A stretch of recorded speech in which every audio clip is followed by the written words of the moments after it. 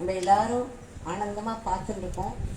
இன்னைக்கு மேடையில் ஸ்ரீ கணேசன்னா உட்கார்ந்துருக்க. நான் அவரிடம் கேட்டு பண்ணேன். அவர் பகவானுக்கு ரொம்ப பிரியமான யோகிராம் சரத்குமார் பகவானுக்கு ரொம்ப பிரியமான பக்தர். நிறைய அனுபவங்கள் உண்டு. நம்ம கேட்டு கேட்டு திரும்ப திரும்ப ஆனந்தமாக அனுபவிக்க வேண்டிய அனுபவங்கள் அதெல்லாம். அதனால் நான் சொன்னேன், அண்ணா நீங்கள் ஒரு வார்த்தை பேசலைன்னா இது பூரணமாகாதுன்னு தோன்றது எனக்கு. அவ்வளோதான் சொன்னேன். உடனே நீங்கள் சொல்லிட்டேன்னா எனக்கு பகவான் சொன்ன மாதிரி நான் உடனே பேசுகிறேன் அப்படின்னு சொல்லிட்டேன். அதனால் எல்லாரும் ஆவலோடு இருக்கோம். அண்ணா அவர்களை 2 வார்த்தை பகவான் பற்றி சொல்ல, யோகிராம் சரத்குமார் பகவான் பற்றி சொல்லுவார்.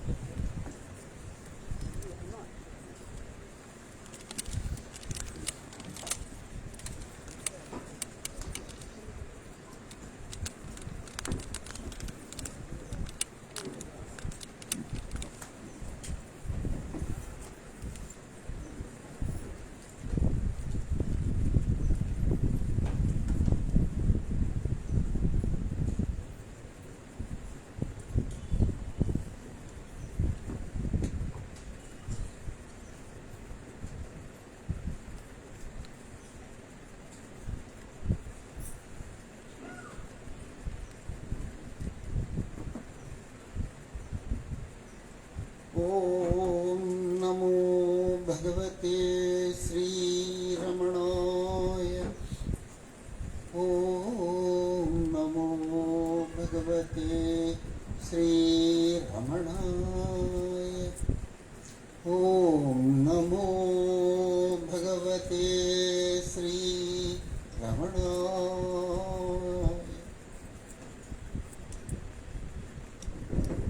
योगिराम सूरतकुमार, योगिराम सूरतकुमार, योगिराम सूरतकुमार।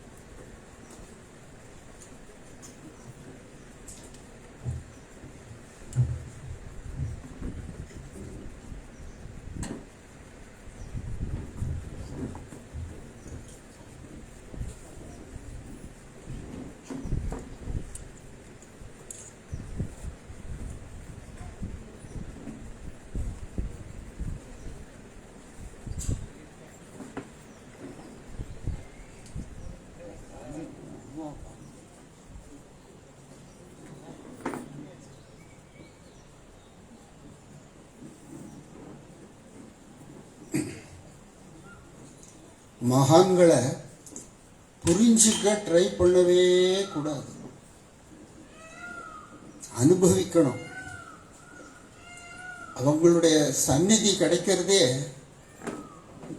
எத்தனையோ ஜென்மங்கள்ல புண்ணியம்தான்.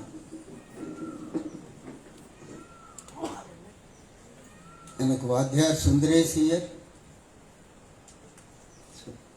பண்ணின முதல் உபதேசம்.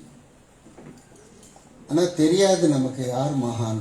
அப்போ இன்னொரு மகான் நமக்கு வழிகாட்டுவார். வாத்தியார் சுந்தரேசியர் தான் எனக்கு 1959 கணேஷா அவருக்கு போய் நமஸ்காரம் பண்ண. நானும் வாத்தியார் சுந்தரேஸ்வரியும் மலையை பார்த்து உட்காந்துருக்கோம் மணிக்கணக்கா. அப்போது போனான்னு ட்ரெஸ் பண்ணிட்டு இங்கே திருவண்ணாமலை நிறைய பிச்சைக்காரர்கள், அங்கே ஒரு பிச்சைக்காரர் உட்காந்துருக்கார். நான் யார் என்னெல்லாம் இப்படிலாம் பார்க்க மாட்டேன். வாத்தியார் கணேஷா அவருக்கு போய் நமஸ்காரம் பண்ணிட்டு வா. பெரியவா சொன்ன உடனே கேட்கணும், நம்ம மனசை உபயோகப்படுத்தக்கூடாது. போய் நமஸ்காரம் பண்ணிட்டு வரபோது மனசு வந்துடுத்து. எதுக்கு இந்த பிச்சைக்காரன் நமஸ்காரம் பண்ண சொல்கிறார்? மகான்களுக்கெல்லாம் நம்ம மேலே கருணை. கணேஷா அவர் பிச்சைக்காரன் இல்லைப்பா, அவர் சித்த புருஷர். பாருங்க, மறுபடியும் போய் நமஸ்காரம் பண்ணிட்டு வர சொன்னார். நான் பண்ணின இந்த பாவத்துக்கு அவரை பிச்சைக்காரன்னு நினைச்சப்பா தோஷத்தை எடுக்கிறா வாத்தியார். சுவாமியோட ரொம்ப க்ளோஸாக பழக்கம். அதுக்கிட்ட நான் போகாமல் என் சுய புராணத்தையே சொல்கிறேன். தெரியணும், அதுக்காக என்னை பற்றி இல்லை. நானும் அனுமாவும் போயிருக்கோம். சுவாமியை வந்து, Ganesha you have to go to Kashi, நீ காசிக்கு போகணும், 1 வருஷம் இருக்கணும். Not 1 day more, not 1 day less than 365 days.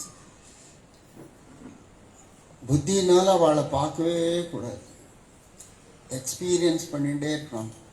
எனக்கு பணத்தை ஹேண்டில் பண்ண தெரியாது, தனியாக ட்ராவல் பண்ண தெரியாது, எங்கே போய் தங்க தெரியாது, அதெல்லாம் வருது. எனக்கு என்னால் முடியாதுன்னு தான் வரணும் மனசில். சரி சுவாமி,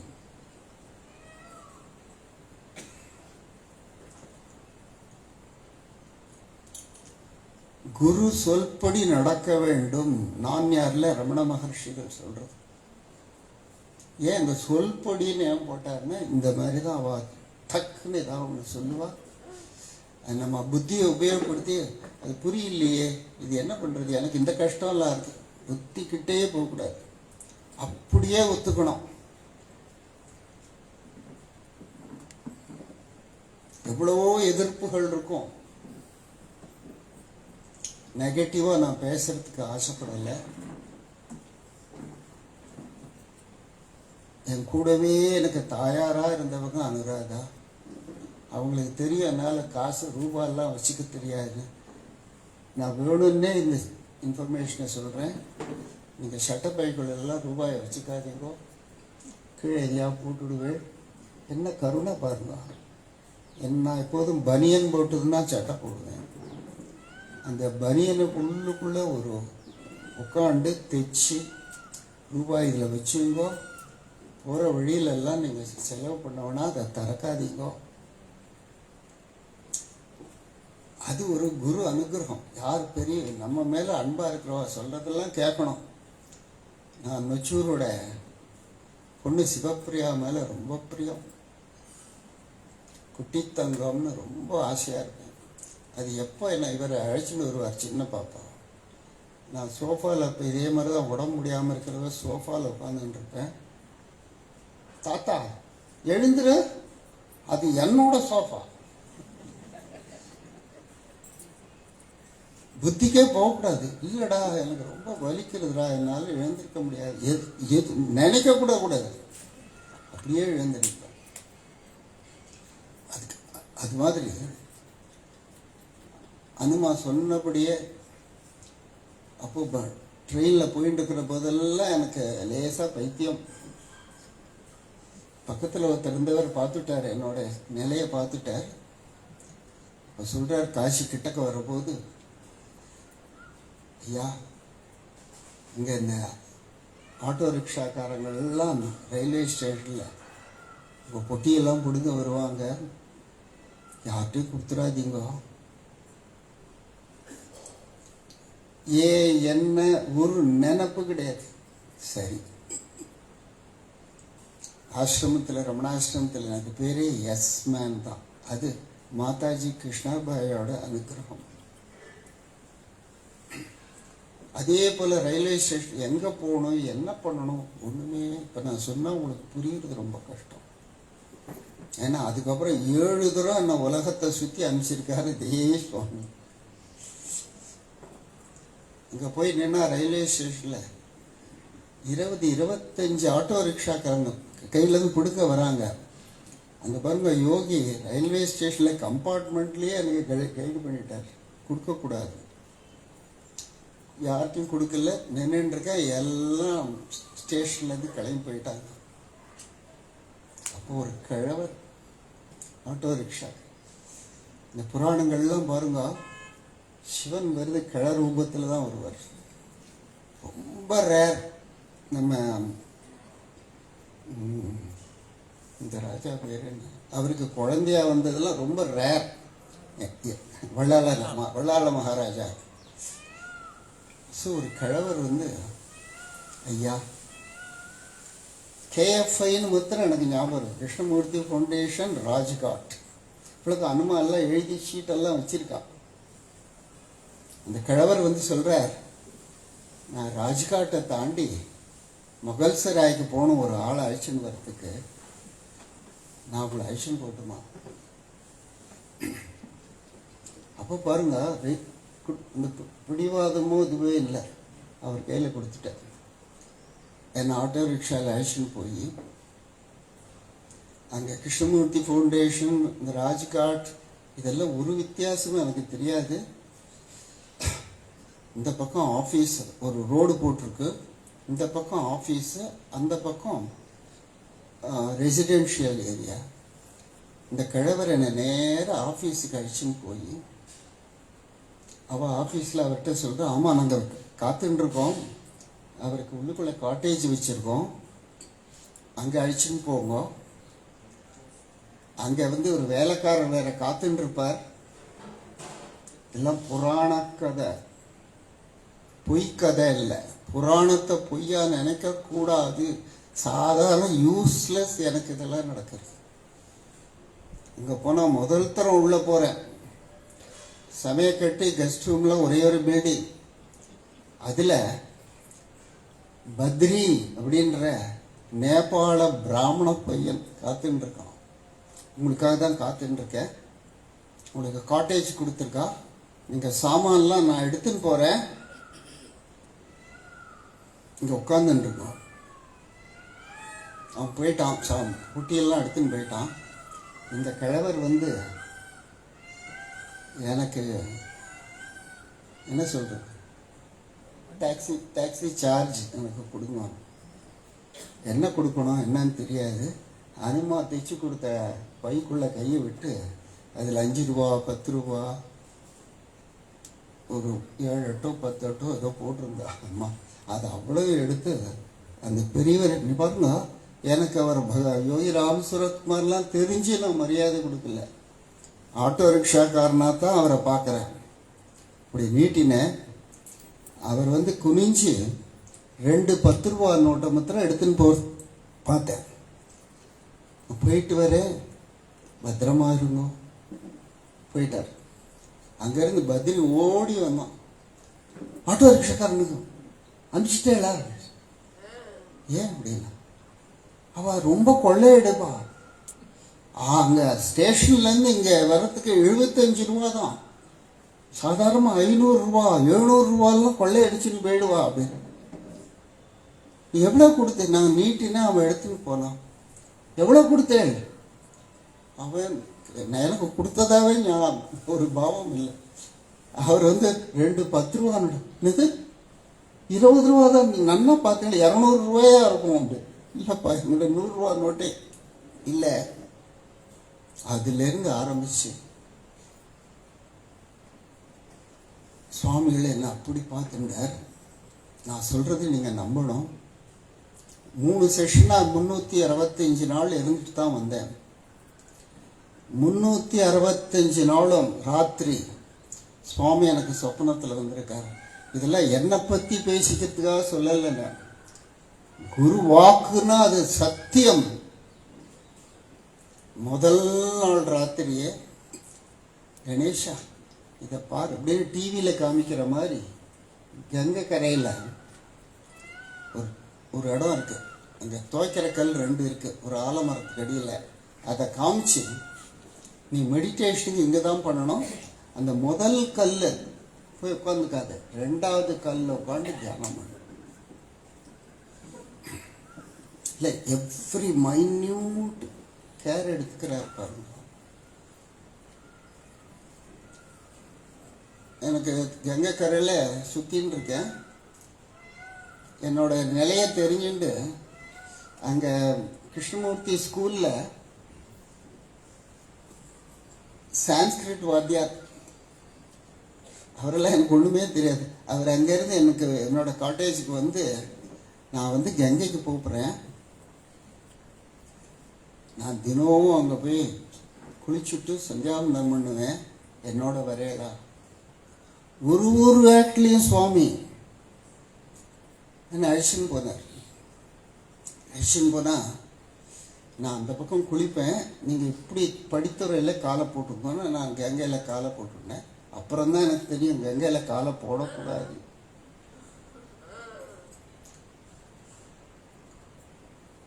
கங்கா மாதா வந்து நான் சொல்கிற மந்திரத்தை ரிப்பீட் பண்ணும். கங்கா மாதா கி ஜெய், கங்கா மாதா கி ஜெய், கங்கா மாதா கி ஜெய். முன்னாடி நான் மந்திர ஜபம் அதெல்லாம் பண்ணினது கிடையாது. 1.5 மணி நேரம் என்ன மறந்து சொல்லியிருக்கேன். இந்த வாத்தியார் ஒரு 10 நிமிஷம் நின்று பார்த்துருக்கார். சரி ஏதோ கிறுக்குன்னு நினைக்கிறேன்ட்டு போயிட்டார். தனியாக இருக்கேன். ராத்திரி 8 மணி ஆகிடுத்து. பத்ரி டார்ச் எடுத்துன்னு வந்து தேடி என்னை அழைச்சின்னு போய், இதெல்லாம் நான் என்னை பற்றி பேசுறதுக்காக இல்லை, சுவாமி எப்படி கேர் எடுத்துக்கிறாருன்னு. அன்றைக்கி ராத்திரி முதல் நாள் ராத்திரி அவனே சாப்பாடு போடுவான். சாப்பாடு போடுற போது ராமர் கதை, கிருஷ்ணர் கதையெல்லாம் சொல்லுவான். அவனோட புரோக்கன் ஹிந்தியில் எங்கள் தாத்தா எனக்கு தூங்குறதுக்கு முன்னாடி இதுதான் சொல்லுவார். எப்படி அரேஞ்ச் பண்ணியிருக்காரு. அன்றைக்கி முதல் நாள் ராத்திரி திடீர்னு நான் தூங்கினா ரொம்ப நன்னா தூங்குவேன். உங்கள் அனுமா என்னை கேள்வி பண்ணுவோம், உங்களுக்கும் உங்கள் தாத்தாவுக்கும் ஒரே ஒரு சிமிலாரிட்டி தான். என்னை பேர் சொல்லி சத்தம் போட்டெல்லாம் எழுப்பவே முடியாது. காலை தொட்டா முழிச்சுப்பேன். அப்படி தூங்கிட்டு இருக்கிற போது ராத்திரி தெரியல, ஏதோ ஒன்று வந்து தொட்டது. நான் முழிச்சு விட்டேன். ஆனால் கண்ணை திறக்க முடியல. ஒரே பூஜை, மணி சத்தம், ஆயிரக்கணக்கான பேர் நடக்கிற சத்தம். எப்படிலாம் அனுபவம் கொடுக்குறாரு பாருங்க குரு. ஒரு 1/2 மணி நேரம் ஏதோ ஒரு கோயிலுக்குள்ள, ரொம்ப பூஜையெல்லாம் நடக்கக்கூடிய கோயிலுக்குள்ள இருக்கிற ஒரு எக்ஸ்பீரியன்ஸை கொடுத்தார். அப்புறம் அன்றைக்கே ராத்திரி சொப்பனத்தில் வந்துட்டார். தினம் ராத்திரி சொப்பனத்தில் வந்து என்னை கைட் பண்ணுவார். அந்த மாதிரி இருக்கிற போது மறுநாள் காத்தால் எழுந்து அது என்ன அந்த சொப்பனம் அது தெரிஞ்சுக்கணுமே முயற்சியே பண்ணார். 2 மாதம் கழிச்சு கிருஷ்ணமூர்த்தியுடைய செக்ரட்டரியாக இருந்த உபாசினிஜின்னு, நான் உங்களை வந்து பார்க்கணும், எனக்கு ரமண மகர்ஷிகளும் அவள் டிவோட்டிஸ் பற்றி தெரியாது, நீங்கள் அதை சொல்லணும் எனக்கு. சரி வராண்டாவில் போட்டு உட்காருங்க. உட்கார்ந்த உடனே பகவானை பற்றி சொல்லுங்கன்னு அவர் சொல்லலை. பக்கத்திலே ஒரு ஆலமரம் இருக்குது. Ganesan, do you know about this tree? தெரியாது. ஒரு நாள் கிருஷ்ணமூர்த்தி என்ன அழைச்சின்னு வந்தார். இங்கே ஒரே முள்ளு காடு. அப்போ கட்டடம் எல்லாம் கிடையாது, சப்பாத்தி முள்ளு காடு. முதல் நாள் என்கிட்ட சொல்லியிருந்தார், ஒரு ஸ்பேடு, ஒரு வாளி தண்ணி, ஒரு சாப்ளின், பேனியன் சாப்ளின் கொண்டு வான்னு சொல்லியிருந்தார். இப்படிலாம் கிருஷ்ணமூர்த்தி சொன்னதே கிடையாது. நான் அப்படியே கேட்டேன். காத்தால் கொண்டு வந்திருக்கியான்னு வந்த உடனே கேட்டார். கொண்டு வந்திருக்கேன். வா, இதில் குறுக்கியும் நறுக்கியும் அப்படி அப்படி அப்படி எப்படி நடந்து, எனக்கு கிருஷ்ணமூர்த்தி தான் எனக்கு காடு. பார்த்தா அந்த பைஜாமெல்லாம் ரத்தமாக இருக்குது. அந்த முள்ளிச்செடியெல்லாம் கீறி அப்படியே ஒரு ஆனந்த லஹரியில் சுற்றிட்டு இந்த மரம் இருக்க அந்த இடத்துல வந்து நின்னார். உபாசினி இதை கிளியர் பண்ணும், கிளியர் பண்ணிவிட்டு தோண்டு அப்படின்னு குரு சொன்னால் அப்படியே கேட்கணும். எதுக்கு தோண்டணும், எவ்வளோ ஆழம் தோண்டணும், எவ்வளோ அகலம் தோண்டணும், ஒன்றும் கேட்கக்கூடாது. பார்த்துட்டு போகிறோம். மண்ணெல்லாம் போடு. இங்கே உங்கள் யூபியில் கிராமத்துக்காரெல்லாம் புதுசாக ஒரு செடி நடுற போது ஒரு மந்திரம் சொல்லுவாளே, அது உனக்கு தெரியுமா அப்படின்னு கேட்டார். அவன் நான் உபாசினி என்கிட்ட சொல்லிகிட்டு இருக்கார். எனக்கு தெரியும் கிருஷ்ணாஜி, நான் வந்து எம்ஏ அக்ரிகல்ச்சர் காலேஜில் படிச்சுவேன், அதனால தெரியும்னு சொல்ல. நான் கிராமத்தில் வளர்ந்து எங்கள் தாத்தா அந்த மந்திரம் சொல்லி கொடுத்துருக்கார். அப்படியா, அதை சொல்லிட்டு நீயே வை செடியை உள்ளுக்குள்ளே நடுனார். நான் சொன்னேன், கிருஷ்ணாஜி நீங்கள் தான் நடணும். சரி 2 பேருமா நடுவோம். நட்டுட்டு மண்ணெல்லாம் போட்டு தண்ணியெல்லாம் போட்டுட்டு ஒரு உண்மத்த ஸ்டேட்டில் நடந்து போயின்னு இருக்கார். என்னால் தாய்க்கவே முடியல கணேஷா. அது க்யூரியாசிட்டி அங்கே மனசு வந்துடுத்து. என்னத்துக்கு இந்த மாதிரி இவரோட இதை சொன்னால் யாரும் நம்பவும் போகிறது இல்லை. கிருஷ்ணமூர்த்தி இன்ஸ்டிடியூஷனில் இருக்கிறவாள் இப்போ கூட அவன் உபாசினி ஒரு பைத்தியம் தான் சொல்லின்னு இருக்கா. Krishnaji, yes, what is this, what have you done today, என்ன பண்ணினேன் எனக்கு. அப்படியே ஒரு ஆனந்த ரகலைகள் சொல்றார். உபாசினி, இதுக்கு நேர் கீழே ஒரிஜினல் விஸ்வநாதர் கோயில் இருக்கு.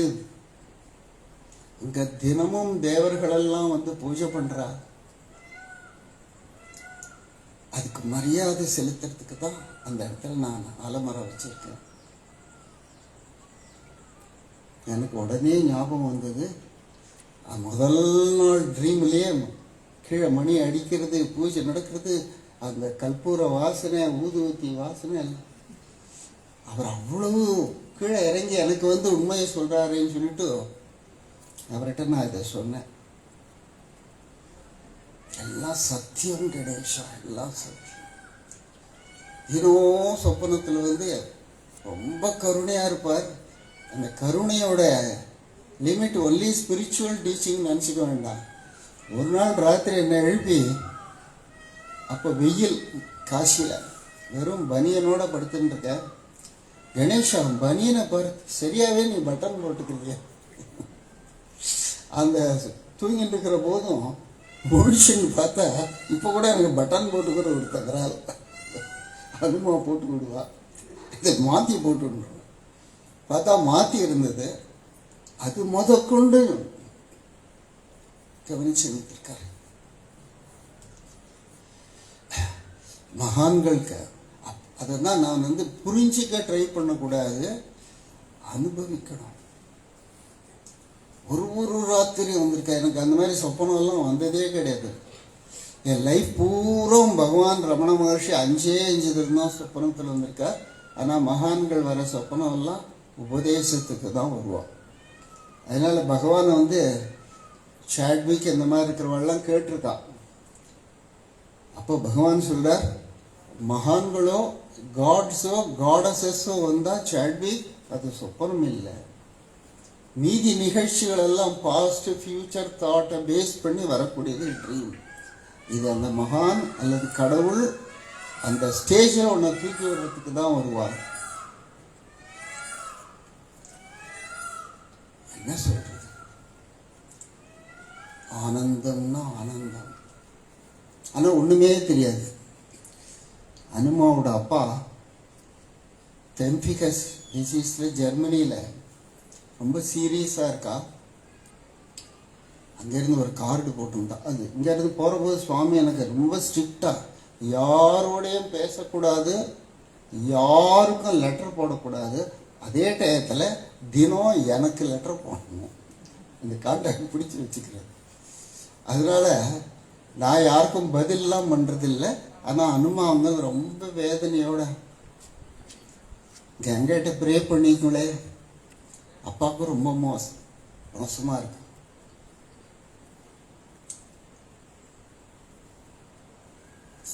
எனக்கு அந்த மோமெண்ட்ல என்ன தோன்றதுன்னா நினைப்ப கூட இல்லை. உள்ள இருந்தே எக்ஸ்ட்ரக்ஷன். அப்படியே திரும்பி அம்மாவுக்கு ஒரு நமஸ்காரம்ட்டு நேராக டவுனுக்கு ஓடினேன். கொஞ்சம் வாழைப்பழம் வாங்கிட்டு வந்தேன். ரூமை திறக்கிறதுக்கு சாவியை போட்டிருக்கேன். யாரோ முதுகில் தட்டினான். கங்கை, உனக்கு மாத்திரம் வாழைப்பழம்னு வந்து எனக்கு எங்கே வாழைப்பழம் வந்தோம். கங்கைக்கு ஆஃபர் பண்ண மறந்துட்டேன். வெறும் வார்த்தையினால ப்ரே பண்ணிட்டு இருக்கேன்.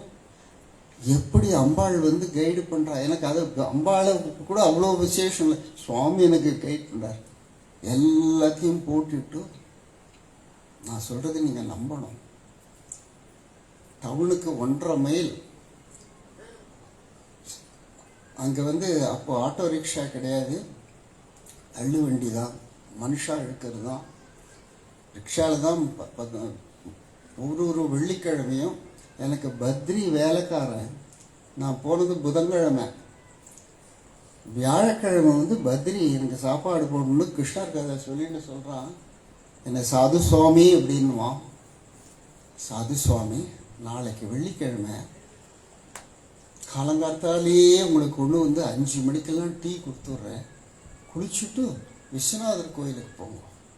விஸ்வநாதர் கோயிலில் 1:30 மணி வரலும் விஸ்வநாதரை பார்த்துட்டுருங்க. 1:30 மணிக்கு மேலே அன்னபூரணி கோயிலுக்கு போய் அங்கே 3:30 மணி வரலும் இருந்தோம். அது முடிஞ்சு கங்கை கரையில் அப்படியே சுற்றின்னு இருந்தோம். நான் உங்களுக்காக இங்கே காத்துட்டுருப்பேன், வழியில் எதுவும் சாப்பிடாதீங்க. இதெல்லாம் ஒரு வேலைக்காரன் சொல்கிற இன்ஸ்ட்ரக்ஷன். அதெல்லாம் அவ்வளோ பவ்யம் வேறவன் விழுந்து விழுந்து நமஸ்காரம் பண்ணிட்டு இருப்பான். ஒரு வேலைக்காரன் இவ்வளவு ஸ்பெசிஃபிக்கான இன்ஸ்டிடியூஷன். நான் 9 மணிக்கு உங்களுக்காக இங்கே சாப்பாடு வச்சுன்னு காத்துன்னு இருக்கேன். ராத்திரி ஒரு வேளை சுவாமி பாருங்க, நான் ஏகாதசி விரதம் அதெல்லாம் இருந்ததில்லை. என்னை அனுப்பிச்சிருது க்ஷேத்திரத்துக்கு, என்னை உபவாசம் வைக்க வச்சு விஸ்வநாதர் கோயில் இருக்க வச்சு இதெல்லாம் சுவாமிக்கு லெட்டரில் எழுதியிருக்கேன். மகான்களை வந்து உபாசிக்கணும், அவ சொல்றபடி கேட்கணும்.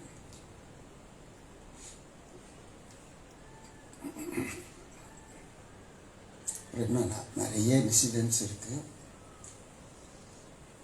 அவ்வளவு என்னை வந்து நான் யோகி ராமசுரத்குமார் சிஷ்யன்னு சொல்லிக்கிறதுக்கு முடியாது. நான் ரமண மகர்ஷியோட சிஷ்யன் தான்.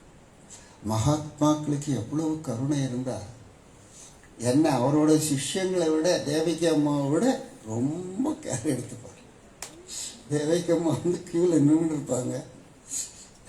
நான் கணேஷா இல்லவா, எப்போ பார்த்தாலும் என்னோட பேசுகிறாருந்தா ஆரம்பிக்கிறதே கணேஷான்னு ஆரம்பிப்பார்.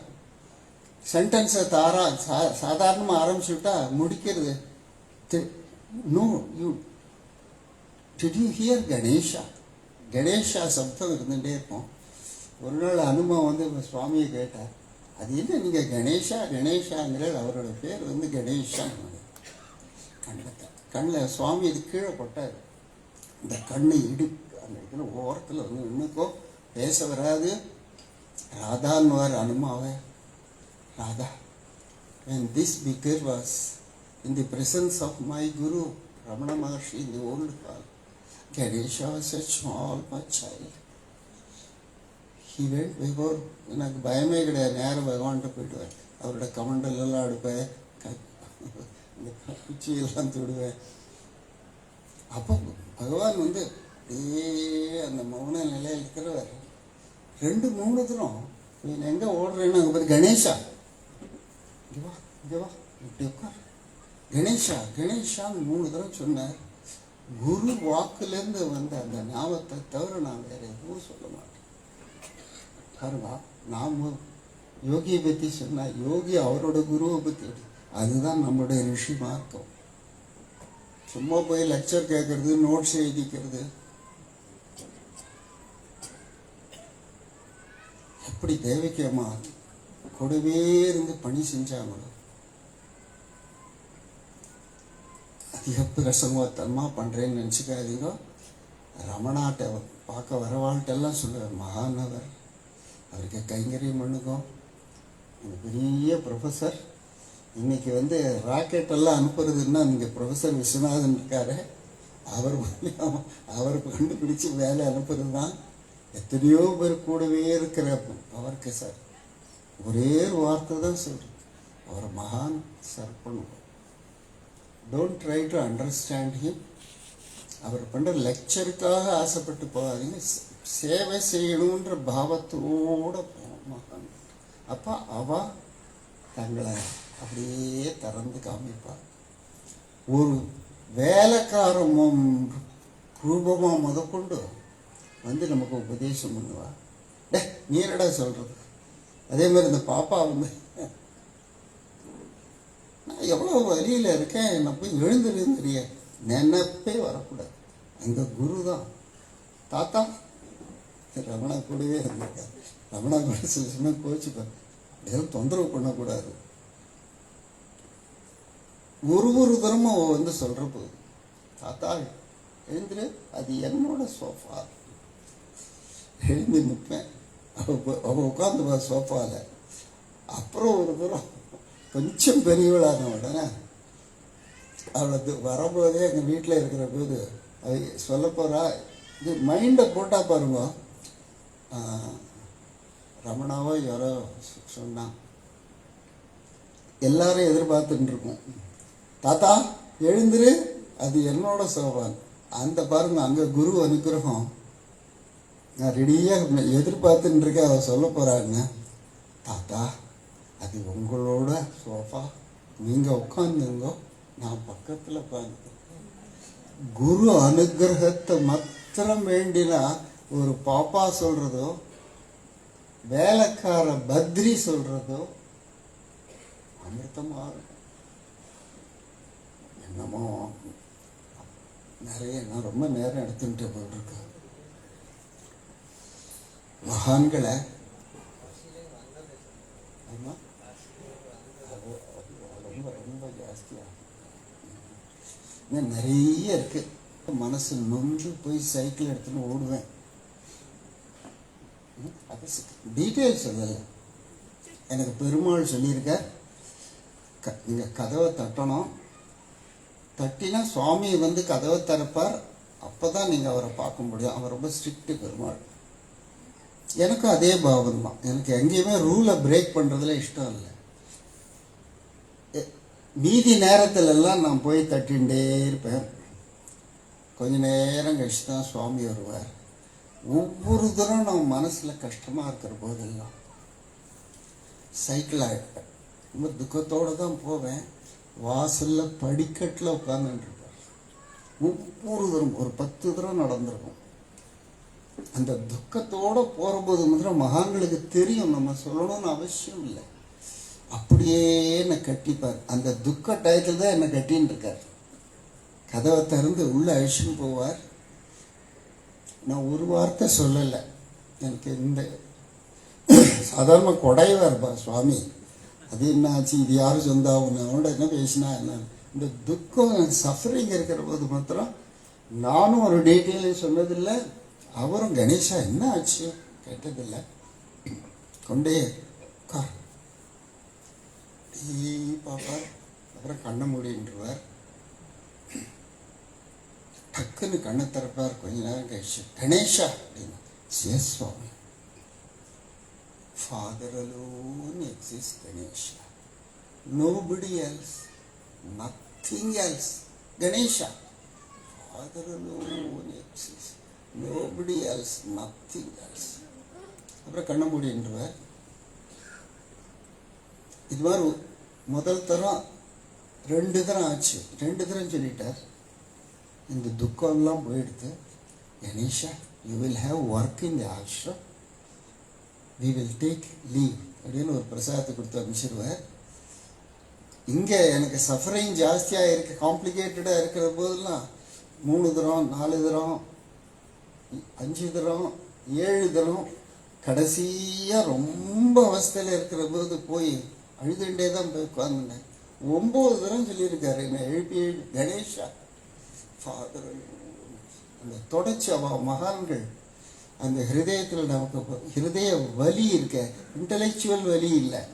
இன்டலெக்சுவல் வலின்னா சண்டை போடுவோம், சண்டம் போடா அப்படி. ஹிருதயத்தில் வலி வந்தால் என்னத்தை பண்ணுறது? மகான்களால் தான் தோக்கடிக்க முடியும்.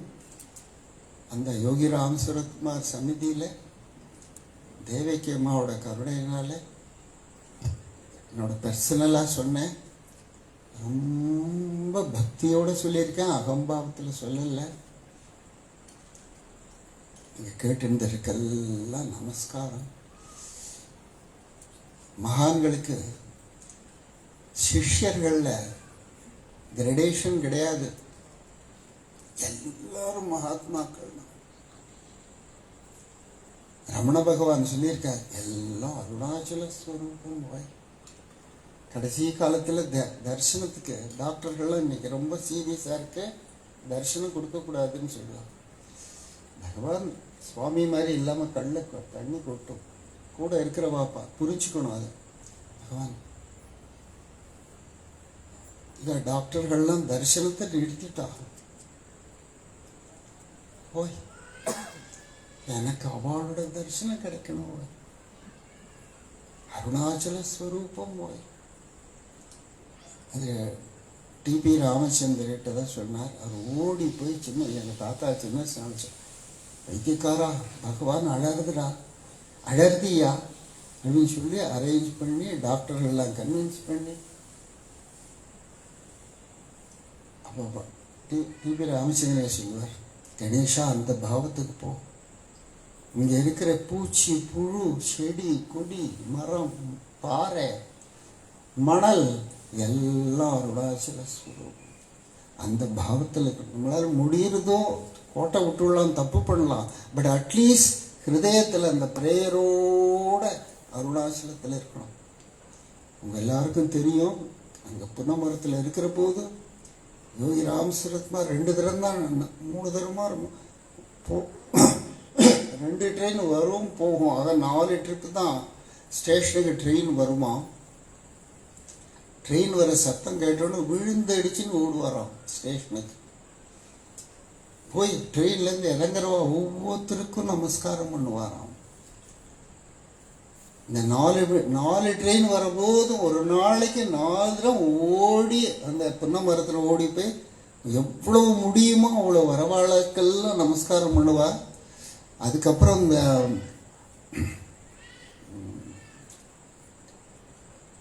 தீக்குச்சி பண்ணுற ஊர் பேர் என்ன, சிவகாசி.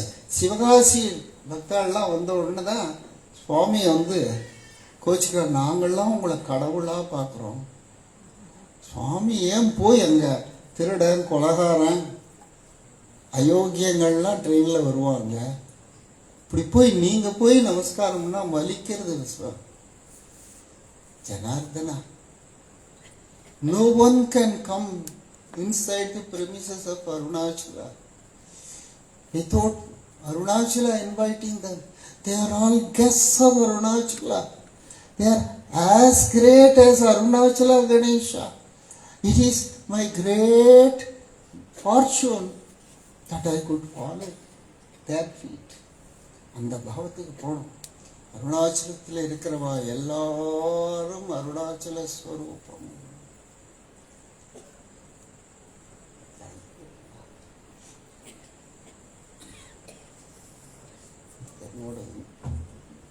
என்னோட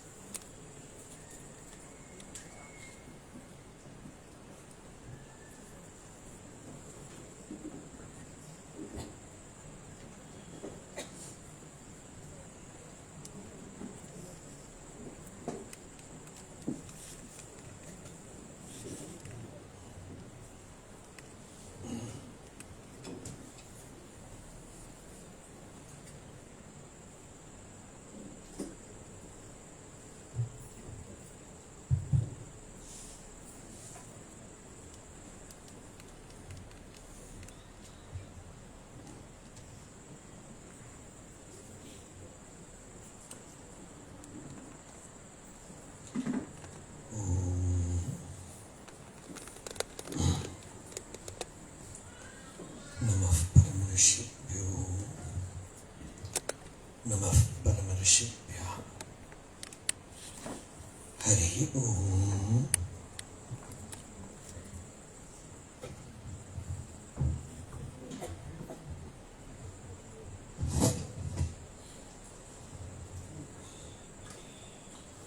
अंतरायतिमिरोपशान्ति शान्तभावनमचिन्त्य वैभवम्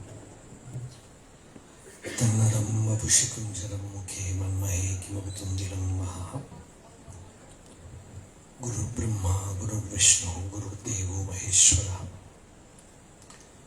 गुरु साक्षात् परम ब्रह्म तस्मै श्री गुरवे नमः। ईश्वरो गुरुरात्मेति मूर्तिभेद विभागिने व्योमवद्व्याप्तदेहाय दक्षिणामूर्तये नमः। यस्यान्तन्नादिमध्यं न हि करचरणं नामगोत्रं न सूत्रं नो जातिर्नैव वर्णा न भवति पुरुषो नानपुंसं न च स्त्रीं नाकारं नो विकारं न हि जनिमरणं नास्ति पुण्यं न पापं तत्त्वं नो तत्त्वमेकं सहजसमरसं सद्गुरुं तं नमामि। सदाशिवसमारम्भां शङ्कराचार्यमध्यमाम्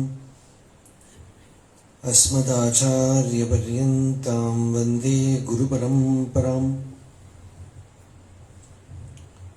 मौनव्याख्या प्रकटितपरब्रह्मतत्त्वं युवानं वर्षिष्ठान्तेव सदृशिगणैरावृतं ब्रह्मनिष्ठैः आचार्येन्द्रं करकलितचिन्मुद्रमानन्दरूपं स्वात्मा रामं मुदितवदनं दक्षिणामूर्तिमीडे वेदान्तार्थ विभासगायेतये शान्ताय सन्न्यासिने नानावादिनगेन्द्रसङ्घपवये योगीन्द्रवन्द्याय च मोहध्वान्तदिवाकराय भगवत्पादाभिधां बिभ्रदे तस्मै भाष्यकृते नमोऽस्तु सततं पूर्णाय बोधात्मने। अपारसच्चित्सुखवारिराशेः यस्योर्मिमात्रं भुवनं समस्तं गुहाहितं तं रमणं गभीरं चिन्ताविहीनं हृदि चिन्तयामि। देहं मृण्मयवज्जडात्मकमहं बुद्धिर्न तस्यास्त्यतो नाहं तत्तदभावसुप्तिसमये सिद्धात्मसद्भावतः कोऽहं भावयुतः कुतो वरधिया दृष्ट्वात्मनिष्ठात्मनां सोऽहं स्फूर्तिदया अरुणाचलशिपः पूर्णो विभाति स्वयम्। करुणापूर्णसुधाब्धे कबलितघनविश्वरूप किरणावल्या अरुणाचलपरमात्मन् अरुणो भवचित्तकञ्जसुविकासाय त्वयि अरुणाचल सर्वं भूत्वा स्थित्वा प्रलीनमेतच्चित्रम् हृद्यहमित्यात्मतया नित्यसि भोः ते वदन्ति हृदयं नाम अहमिति कुत आयातीत्यन्विष्यान्तः प्रविष्टयात्यमलधियाम् अवगम्य स्वं रूपं शाम्यत्यरुणाचलत्वयि नदीवाब्धौ त्यक्त्वा विषयं बाह्यं रुद्धप्राणेन रुद्धमनसान्तस्त्वां ध्यायन् पश्यति योगी दीधितिम् अरुणाचलत्वयि महीयं ते त्वय्यर्पितमनसा त्वां पश्यन् सर्वं तवाकृतितया सततं भजते अनन्यप्रीत्या स जयत्यरुणाचलत्वयि सुखे मग्नः।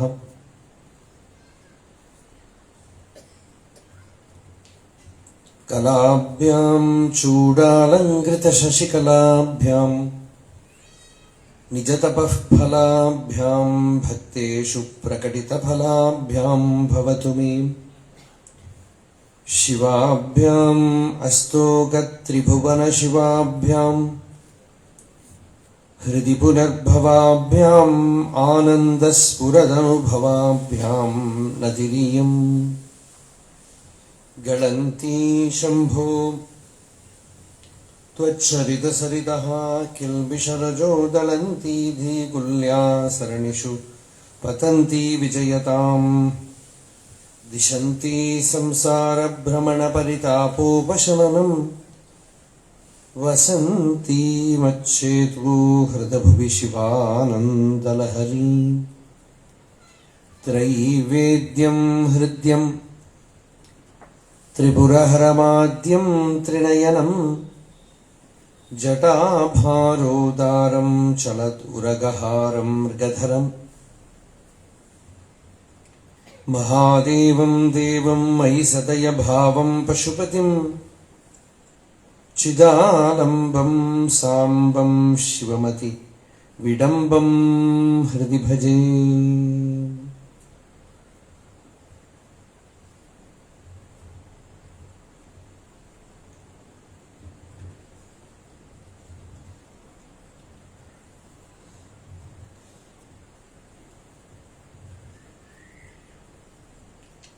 கடந்த 4 நாளுகளா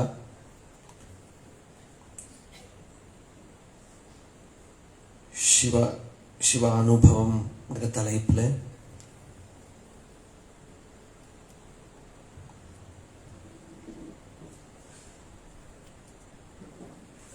நாம பகவத் தியானம் பண்ணிட்டு இருக்கோம். இன்னைக்கு 5வது நாள்.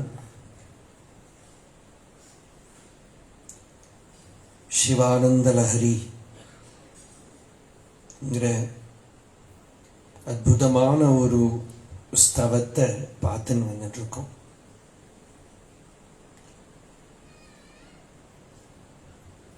இந்த சிவக்ஷேத்திரத்தில், அருணாச்சல க்ஷேத்திரத்தில் நமக்கு வேண்டியதும் சிவானந்த லஹரி தான். வேதாந்தத்தில் ஒரு சொல்லுண்டு, ஹஸ்தாமலக்கம், கையில் இருக்கிற ஆமலகக்கனி, நெல்லிக்கனி. அது எதுக்கு சொல்லுவான்னா, ரொம்ப சிம்பிளா கையில கிடைச்சிருக்கிற விஷயம்ங்கிறதுக்கு அது திருஷ்டாந்தம். நம்ம தேடக்கூடிய அந்த ஆத்மா, பகவான், பிரம்மம், அது நம்ம ஸ்வரூபமாவே, நம்மிலேயே நாமாவே இருக்கு. இதான் மகா வாக்கியத்துக்கு எல்லாமே பொருள். அகம் பிரம்மாஸ்மி அப்படிங்கிற ஒரு மகா வாக்கியம் எல்லாரும் கேட்டிருக்கோம். அந்த மகா வாக்கியத்துக்கு என்ன பொருள்? பிரம்ம அப்படிங்கிறது நமக்கு தெரியாது, அகம்ங்கிறது எல்லாருக்கும் அனுபவத்தில் இருக்கு. நான் அப்படிங்கிறது எல்லாருக்கும் அனுபவத்தில் இருக்கு. ஆனா அந்த நான் பிரம்மம் அப்படின்னு தெரிஞ்சுக்கிறது என்ன? அந்த தெரியாத குறை இருக்கு. தெரிஞ்சுண்டா என்ன வந்துடும்? தெரிஞ்சுண்டதானால் இந்த ஆனந்த லஹரி வந்துடும். சிவம் இருக்கு. அந்த சிவத்தை உணர்ந்தால் ஆனந்த லஹரி வந்துடும். இப்போ பக்தி சூத்திரத்துல நாரதர் பக்தி பண்ணினால் அந்த நிலை வரும் அப்படின்னு சொல்லலை. ரொம்ப ஆச்சரியமா இருக்கு. அந்த சூத்திரம்னா பர்ஃபெக்டா இருக்கணும். அப்போ அது சூத்திரன்னு பேரு. நாரதர் என்ன சொன்னார்னா, யத் ஞாத்வா புமான் திருப்தோ பவதி, மத்தோ பவதி, ஆத்மாராமோ பவதி. எதை தெரிந்து கொண்டால் ஒரு புருஷன் ஆனந்தமா இருப்பானோ, திருப்தனா இருப்பானோ, உன்மத்தனா இருப்பானோ அப்படின்னு பக்திக்கு லட்சணம் சொல்றேன். அங்க அடைஞ்சால்னு சொல்லல, தெரிஞ்சின்றால்.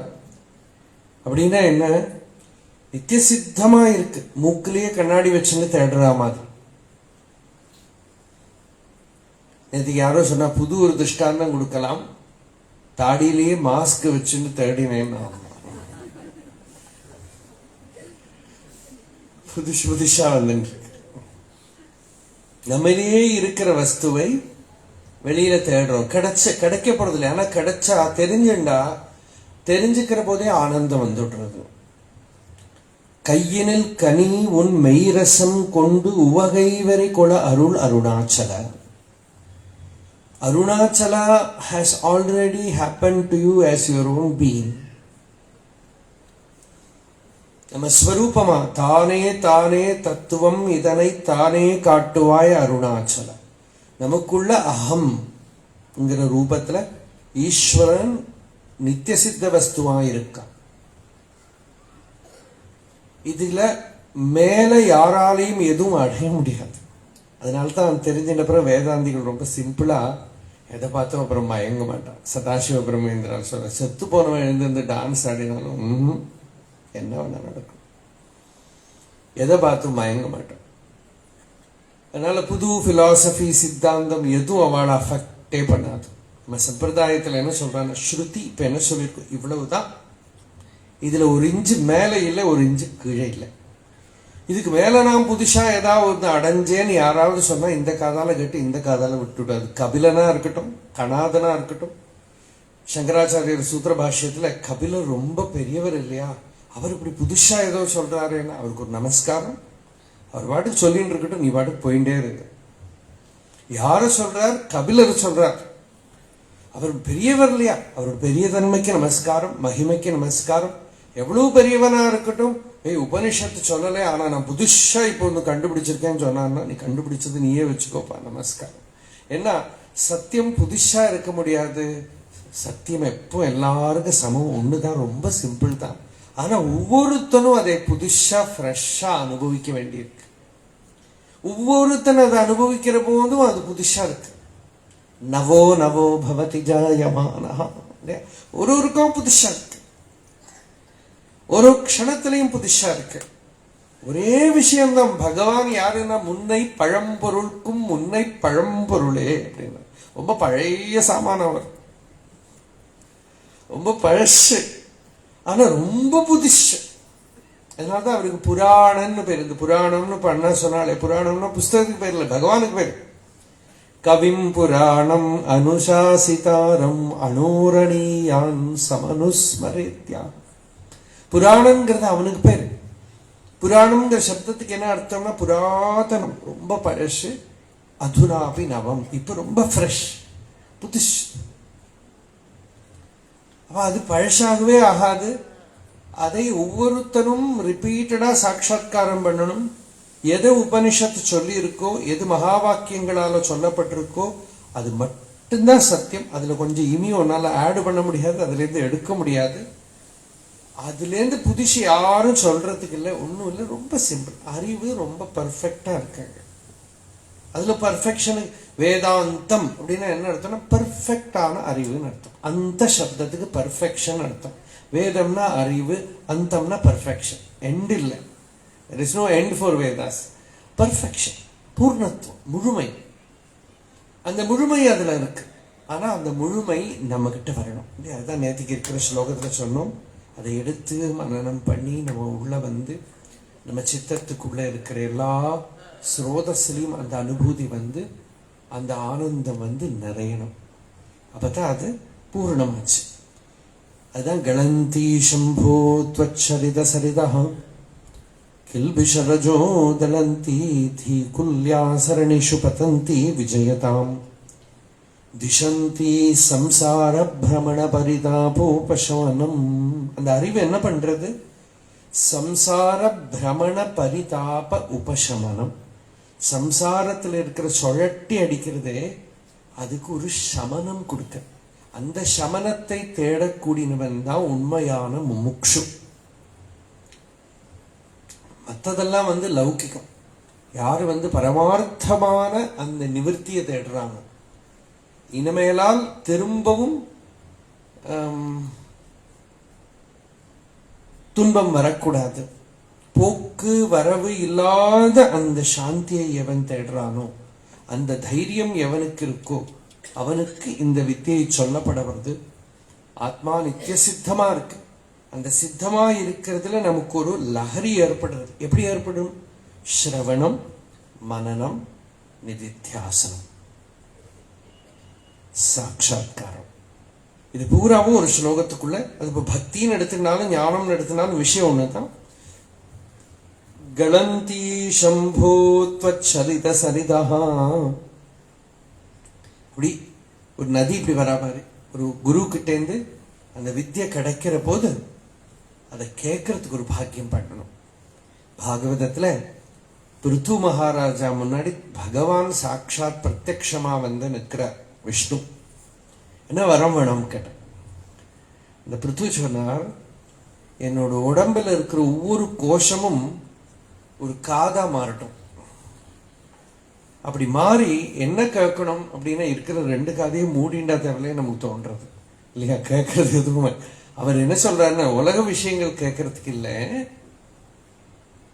மகத்தமாந்தர ஹிருதயாத் முகச்சுதோ விதத்ஸ்வ கர்ணாயுதமேஷமே வரஹ, ஏஷமே வரஹ. இது எனக்கு வரம். என்ன வரம்னா, மகத்தம மகான்கள் ஞானிகள் அந்தர ஹிருதயாத், அவளோட அந்தர ஹிருதயத்துல எதை அனுபவிக்கிறாளோ அதை சொல்ற போது அதை குடிக்கிறதுக்கு பருகிறதுக்கு என்னோட சரீரத்துல ஒரு 1000 காது வரட்டும். அப்படின்னா என்ன அர்த்தம்? Let me listen with my whole being இல்லையா? அந்த ஒரு பாவத்தோட பக்தியோட ஆனந்தத்தோட கேட்கிற மாதிரி ஒரு அனுக்கிரகம் பண்ணுன்னு பகவான் கிட்ட கேட்கிற. அப்படி கேட்கறது தான் முதல்ல கணந்தி சம்போ த்வச்சரித சரிதா. அடுத்தது மனனம். கேட்டுட்டோம். கேட்டப்புறம் சுவாமி சின்மயானந்தா கிட்ட ஒரு இன்சிடென்ட் நடந்தது. இந்த வாட்டி என்ன நிறைய அவரோட ஞாபகம் வருது. ஏதோ இன்சிடென்ட். ஒரு அம்மா சொன்னா, Swamiji, I have all your tape recorders, all your CDs, all your lectures, எல்லாத்தையும் சொல்லிட்டு அவ சொல்ற டோனை அவர் அஃபெக்ட் பண்ணி போட்டிருக்கு. Your tape recorder will certainly get முக்தி.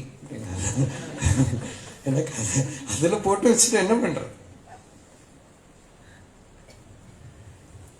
அந்த வித்தியை மனனம் பண்ணணுமோ இல்லையோ? நம்ம எடுத்துட்டோமானால் கேட்கிறோம், நிறைய சிரவணம் பண்றோம். ஒரு சமயம் எனக்கு தோன்றது, இந்த சிரவணம் பண்றதுக்கு நமக்கு நிறைய சிஸ்டம் இருக்கு இப்போ இல்லையா? மொபைல்ல கேட்கிறோம், திரும்ப திரும்ப கேட்கிறோம். அசகத் சிரவணம் ரொம்ப நல்லது. ஆனா அதிலேயே இருக்கப்படாது. எப்பவும் ஒரு டைம் ஏகாந்தத்துல இருந்து மனனம் பண்ணணும். இந்த ஜபம் நமக்கு கொடுத்துருக்காங்க உபாசனையில. ஜபம் எல்லாமே மனனத்துக்கு தான். ஒரு பஞ்சாட்சர ஜபம், ஒரு அஷ்டாட்சர ஜபம், ராமநாம ஜபம்னா எந்தெந்த பாவத்துல நாம சிரவணம் பண்ணியிருக்கோமோ, ஜபம் பண்றத சர்ஃபஸ்ல இருக்கிற மைண்ட் இருக்கே, விக்ஷிப்த மனசு கொஞ்சம் சாந்தமாயிடும். அப்புறம் ஹிருதயத்துல அந்தரங்கத்துல இப்படி சிரவணம் பண்ணது ஓடிண்டே இருக்கும். ஜபம் பண்ணிட்டே இருக்கலாம், மனனம் பண்ணிட்டே இருக்கலாம். ஆழம். இந்த ஜபத்துக்கு என்ன பேரு சொல்றாங்கன்னா ஆலம்பம்ங்கிறான். ஆலம்பம்னா சப்போர்ட். அது வந்து உபனிஷத்திலேயே பிரணவத்தை எதுக்கு சன்னியாசிகளுக்கு உபதேசம் பண்றாங்க? மனனம் பண்றதுக்காக. பிரணவத்தை ஜபம் பண்ணிட்டே மனனம் பண்ணுவான். அதனால ஏததாலம்பனம் ஸ்ரேஷ்டம், ஏததாலம்பனம் பரம், ஏததாலம்பனம் ஞாத்வா யோ யதிச்சசி தஸ்ய தத். இந்த ஓங்காரத்தை ஆசிரியமா பிடிச்சுண்டு எவன் இருக்கானோ அவனுக்கு எது ஆசைப்படுறானோ அதை அது கொடுத்துடுவான்.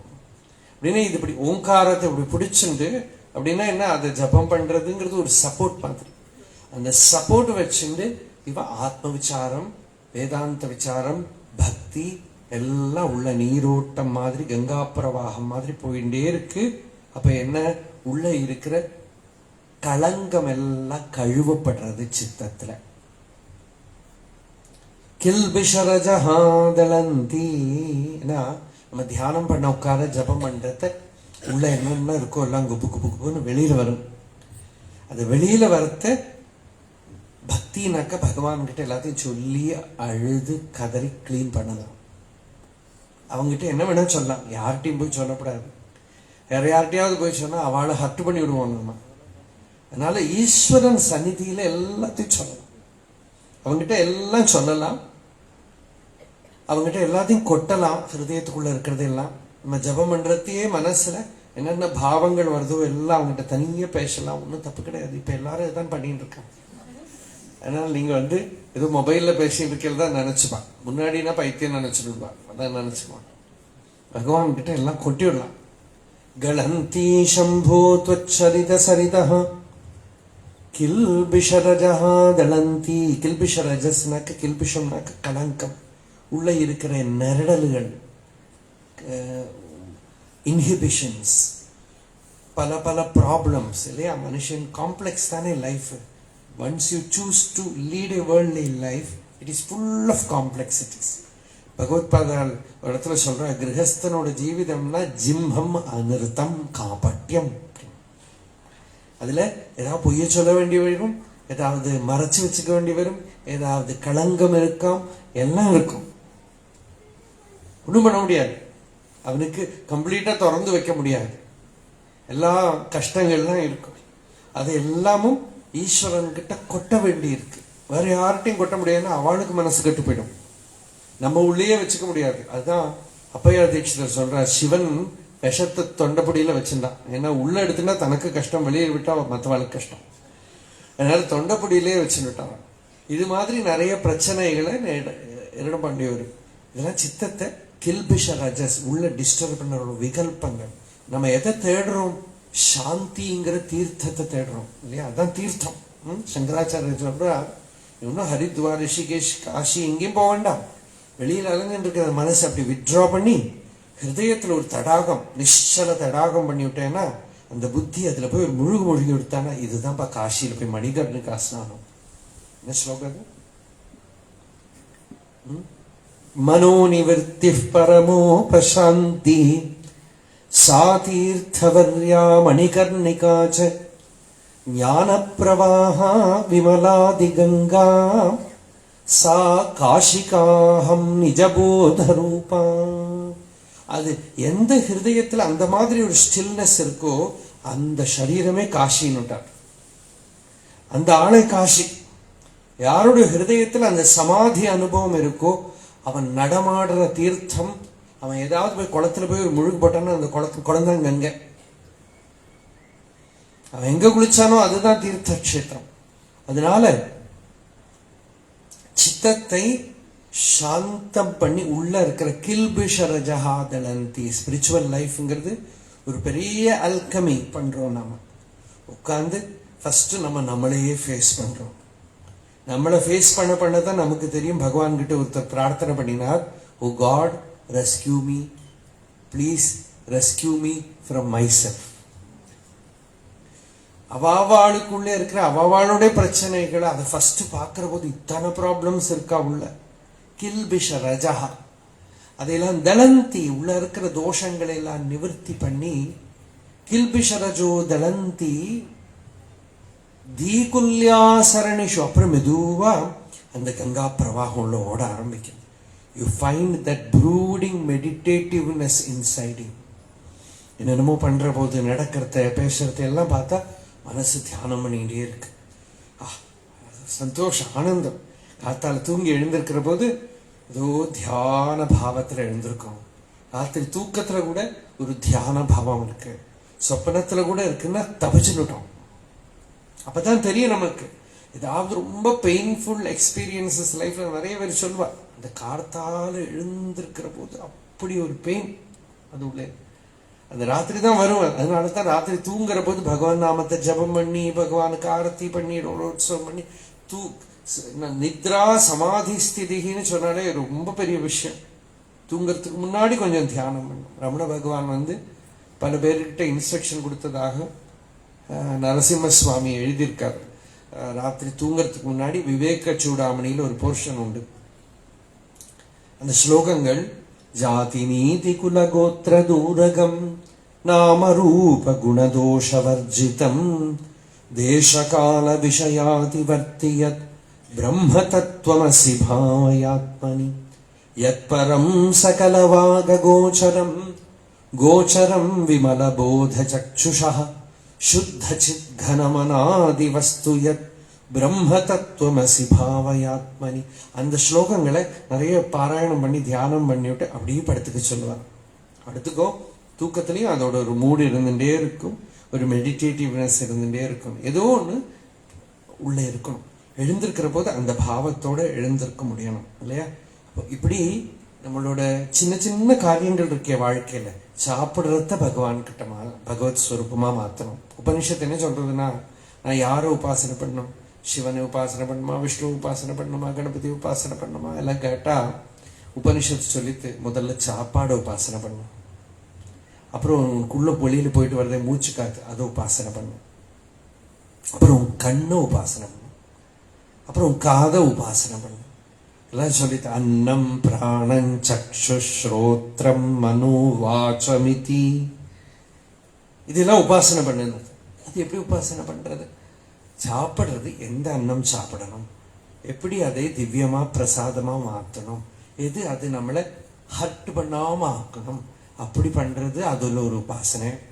அப்புறம் பிராணன் நம்ம எனர்ஜி லெவலை சரியா வச்சுக்கிறது, உள்ள போற பிராணனையும் வெளியில வர பிராணனையும் எல்லாம் பார்த்துக்கிறது, பெரிய சயின்ஸ். அப்புறம் கண்ணால இப்ப பார்த்தாலும் உபாசனை பண்ணிட்டு இருக்கோமே கண்ணை, அதை எப்படி கண்ட்ரோல் பண்ணணும், எப்படி சுத்தம் பண்ணணும் இல்லையா? இப்ப பார்த்தாலும் பழைய காலத்துல இந்த வெத்தலை பாக்கு சுண்ணாம்பு போட்டுட்டே இருப்பா சில பேர் வாசல் உட்காந்து, அதே தான் பண்ணிட்டு இருக்கான் இப்போ.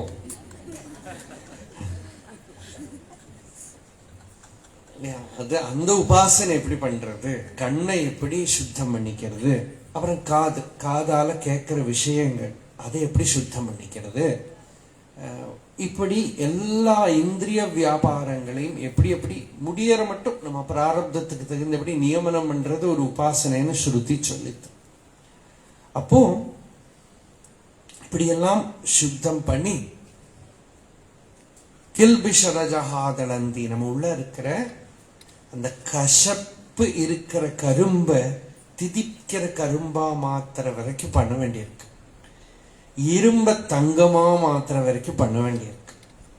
அதுக்கு இருக்கிற ஒரு பெரிய ரொம்ப வெரி சீரியஸ் ஒரு சைட்ல பார்த்தோம்னா it's very serious choice that we have taken. Resolve, விவசாயாத்மிகா புத்தி. எனக்கு இனிமே பகவான் தான் வேணும் அப்படின்னு டிசைட் பண்ற போது என்ன டிசைட் பண்றோம்? இனிமே வேற அறவே உன்னை சேர்ந்த அடியார் மற்றொன்றும் அறியாதார். அவனுக்கு வேற எந்த விஷயத்திலையும் ஈடுபாடு இல்லை. இன்னும் இந்த உள்ள இருக்கிறது அந்த ரஜோ குணத்தை தோஷத்தை நிவர்த்தி பண்ணணும், ஆனந்தத்தை போய் தொடணும் இல்லையா? அந்த சிவ ஆனந்த லஹரி பக்தேஷு பிரகடித பலாபியாம் அப்படின்னு சொல்லுவேன், நமக்குள்ள பிரகடனம் ஆகணும். அப்படின்னா அந்த சமாதி அனுபவம் நமக்குள்ள பிரகாசிக்கணும். அப்பதான் சத்தியம். உபனிஷத்து சொல்லிட்டு நீ வாய பேசின்று இல்லாட்டா என்னென்ன பண்ணின்று, என்ன பண்ணினாலும் சரி, சரீரத்தை விடுறதுக்கு முன்னாடி இங்கே இருக்கிறதையே if you come in contact with that state, whatever you said, whatever you read is true. Otherwise it is lost, great loss. Mahadi vinashtihi ihachedavedi datha satyamasti. இங்கே இருக்கிற போது நீ வாஸ்தவமா அனுபவிச்சியா, நீ பண்ணதெல்லாம் சரி. இல்லைனாலோ அப்படி இல்லைன்னா மகதி வினஷ்டிஹி பூதேஷு பூதேஷு விவிச்சதீராக பிரத்யாஸ்மால் லோகாத் அமிர்தா பவந்தி. நீ ஒவ்வொரு கான்டாக்ட் வர போதும் அதுக்குள்ள இருக்கிற அந்த தொண்டை நீக்கம் பண்ணி உள்ள இருக்கிற சத்தையை பார்க்கிறதுங்கிற வேலையை பண்ணிட்டே இருங்கிறது ஸ்ருதி. இதுலயும் மாட்டின் விடாதே. அந்த பகவானை தவிர அந்நிய பொருள் இருக்கு, அந்நிய வஸ்து இருக்குங்கிற பிரமையில மாட்டிக்க விழுந்து போயிடுவோம். அதனால இங்கே கில்பிஷரஜஹாதளந்தி தீகுல்யா சரணிஷு பதந்தி விஜயதாம் திசந்தி and it slowly leads you to samsara brahmana பரிதாபோபசமனம். அத நிதித்தியாசனம்னு பேரு. நிதித்தியாசனம் அப்படின்னா என்னன்னா it is more than meditation. மெடிடேஷன்ங்கிறது மனனம் தான் ஆச்சு. நிதித்தியாசனம்ங்கிற போது அந்த ஆத்மஸ்வரூப அனுபவம் இருக்கு, அது எஃபர்ட்லெஸ்ஸா இருக்கு, ஆனா நிரந்தரமா இல்லை. அதனால அது நிதித்தியாசனம்னு சொல்றான். அப்புறம் சிவானந்த லஹரி அப்படின்னு சொல்றத பூர்ணமாயிட்டான், பரிபூர்ணமாயிட்டான். உபாதி பந்தங்கள் எல்லாம் சர்வோபாதி வினிர்முக்த சைதன்யாயே நமோ நமஹ. உபாதிகள் எல்லாம் கலைஞ்சு போன அகண்டாகாரமான அந்த ஞானி சாட்சாத்தா தன்னில தெரிஞ்சுனுட்டான், எனக்கு தேக பிரதிபந்தம் இல்லை, எனக்கு மனசு இல்லை, எனக்கு பிராணன் இல்லை, நான் பூர்ணமான ஆகாச கல்பமான வஸ்துவா இருக்கேங்கிற சாட்சாத்தான அபரோக்ஷ ஞானம் அவருக்கு வந்துடுது. அந்த ஞானத்தை தான் வேதவேத்தியமானதுன்னு சொல்றோம். வேதத்தால தெரிஞ்சுக்க வேண்டியது. அதான் அடுத்த ஸ்லோகம். த்ரைவேத்யம் ஹிருத்யம் திரிபுரஹரமாத்யம் த்ரிநயனம் ஜடா பாரோதாரம் சலத் உரகஹாரம் மிருகதரம் மகாதேவம் தேவம் மயி சதய பாவம் பசுபதிம் சிதாலம்பம் சாம்பம் சிவமதி விடம்பம் ஹிருதி பஜே. ஆச்சரியமான ஒரு ஸ்லோகம். ஒரு பதமா பார்க்கணும். முதல்ல எந்த லைன் எடுத்துக்கணும் அப்படின்னு பார்த்தா,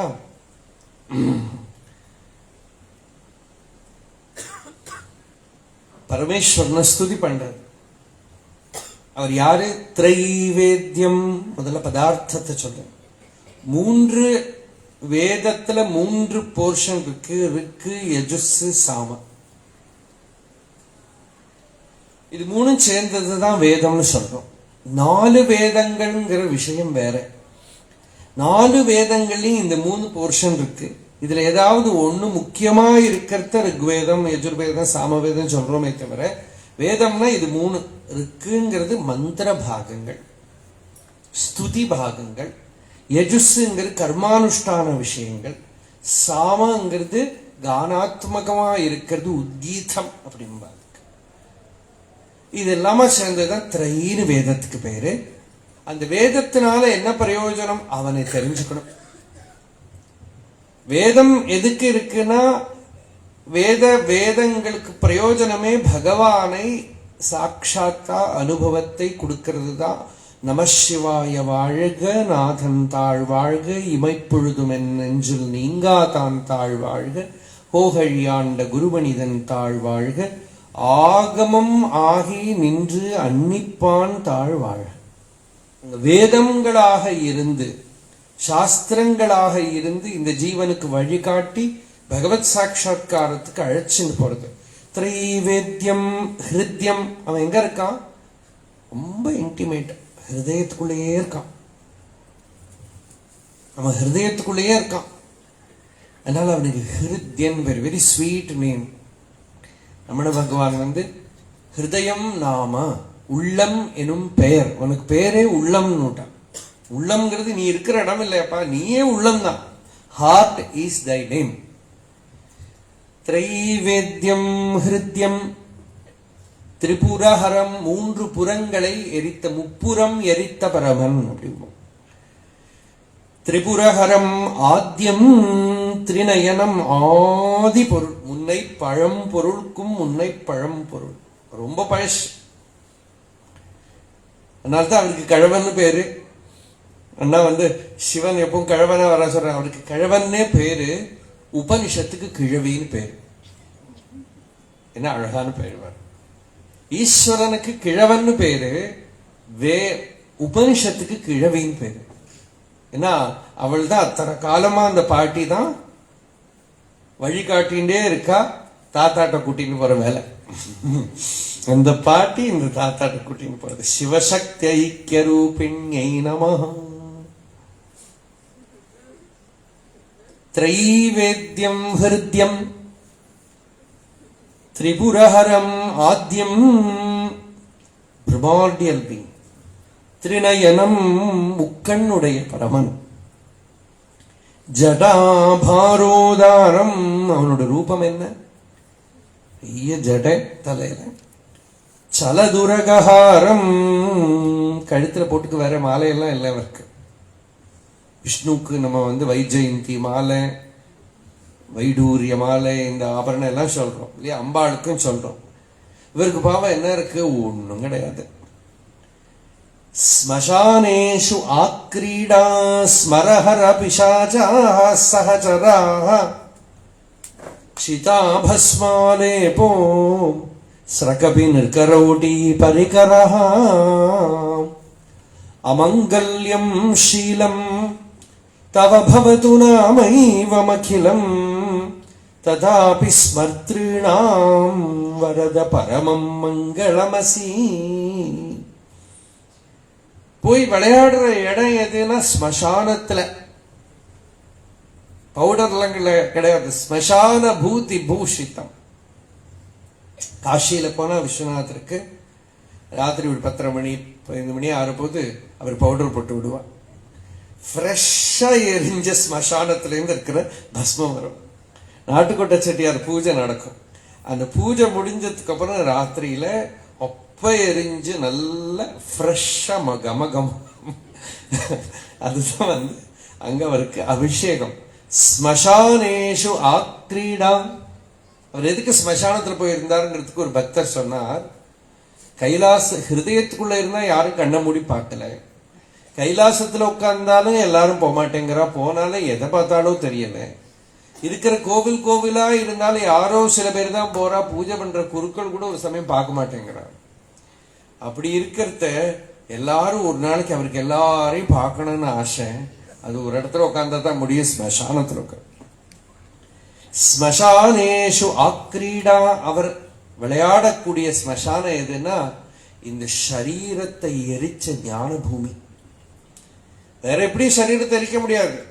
இந்த பாஹ்ய நெருப்பால எரிக்கிறோமே, அது திருப்பி இன்னொரு சரீரம் வந்துடும். ஏன்னா சரீரம் actually body is not this outer body, it is the subtle body. ஆமா, அந்த லிங்க சரீரத்துலதான் இருக்கோமே தவிர ஸ்தூல சரீரம் துப்பி போயாச்சு. அது இங்க இப்ப சும்மா சர்ஃபஸ்ல இருக்க மட்டும்தான். நம்ம வாழறது லிங்க சரீரத்துலதான், அனாதி காலமா வாழ்ந்துட்டு இருக்கோம். அதனால பகவான் கீதையில சட்டை வித்து போடுற மாதிரின்னு சொன்னார். இந்த சரீரத்தை போடுறது அது ரொம்ப சிம்பிள். எனக்கு இந்த லிங்க சரீரம் இருக்கிற வரைக்கும் ஸ்தூல சரீரம் டசன்ட் மேட்டர் அட் ஆல். அது பாட்டுக்கு இருக்கும், விழுந்து போகும், நமக்கு தெரியவே தெரியாது. நான் சொல்றதே இந்த லிங்க சரீரம் தான். அந்த லிங்க சரீரம் போகிற வரைக்கும் ஒன்னும் ஆகல. அதனால இந்த சரீரத்தை எரிச்சு, லிங்க சரீரமும் எரியறது ஞானம்ங்கிற நெருப்புனாலதான், ஞானாக்னியாலதான் லிங்க சரீரம் இல்லாம ஆகும். சூக்ஷ்ம சரீரத்துக்கு லிங்க சரீரம்னு பேரு. நுண்மை, நுட்பமை, அதுதான் லிங்க சரீரம் தமிழ்ல வார்த்தை. அதனால அதையும் எரிச்சுடுற அந்த ஞான பூமி தான், ஹிருதயம் தான் ஸ்மசானம். ஸ்மசானேஷு ஆக்ரீடா. அங்க என்ன வேலை? ஸ்மரஹர காமதகனம், ஆசையை எரிக்கிறதுங்கிற ஒரே வேலை. ஸ்மரஹர. கூட யாரு இருக்கா? ஃப்ரெண்ட்ஸ் எல்லாம் யாரு? பிசாஜாக சகஜராக. பிசாசு பூதங்கள். அது என்ன பூதங்கள்? பூதங்கள் சிவனுக்கு ஏன் பூதங்கள்னாக்கா, பாகவதம் சொல்றது பூமியில அங்கங்க விஷ்ணோர் பூதானி பிரச்சரந்தி. விஷ்ணுவோட பூதங்கள் எல்லா இடத்தையும் நடந்துட்டு இருக்கான். விஷ்ணுக்கு எங்க பூதங்கள்? சிவனுக்கு தானே பூதங்கள்னு சொல்றோம். விஷ்ணுக்கு எங்க இருந்து பூதங்கள் வந்தான்னா, நீங்க இந்த ஆழ்வார் சிவனடியார்கள் கூட அப்படி சொல்லல. இந்த ஆழ்வார் படம் பேய் ஆழ்வார், பூதத்து ஆழ்வார் சொல்லியிருக்கா பாருங்க. ஆழ்வார்கள் எங்க போய் பேயும் பூதம் எல்லாம் ஆயிட்டான் அப்படின்னாக்கா, ஜீவன் முக்தனுக்கு ஒரு பேர், வேடிக்கையான பேரு. ஜீவன் முக்தனுக்கு சரீரம் இல்லை. சரீரம் இல்லாத ஆளைத்தானே நம்ம பேய்ங்கிறோம். பேய்னா என்ன? சரீரம் இல்லாத ஆளு. சரீரம் இருக்கிற பெயர்தான் மனுஷன் கூப்பிடுறோம். சரீரம் இல்லாத மனிதனை பேய்னு கூப்பிடுறோம். சரீரம் ஏதோ தெரியறது ஆனா இல்லைங்கிறவனை தான் ஜீவன் முக்தன்னு கூப்பிடுறோம், ஞானின்னு கூப்பிடுறோம்.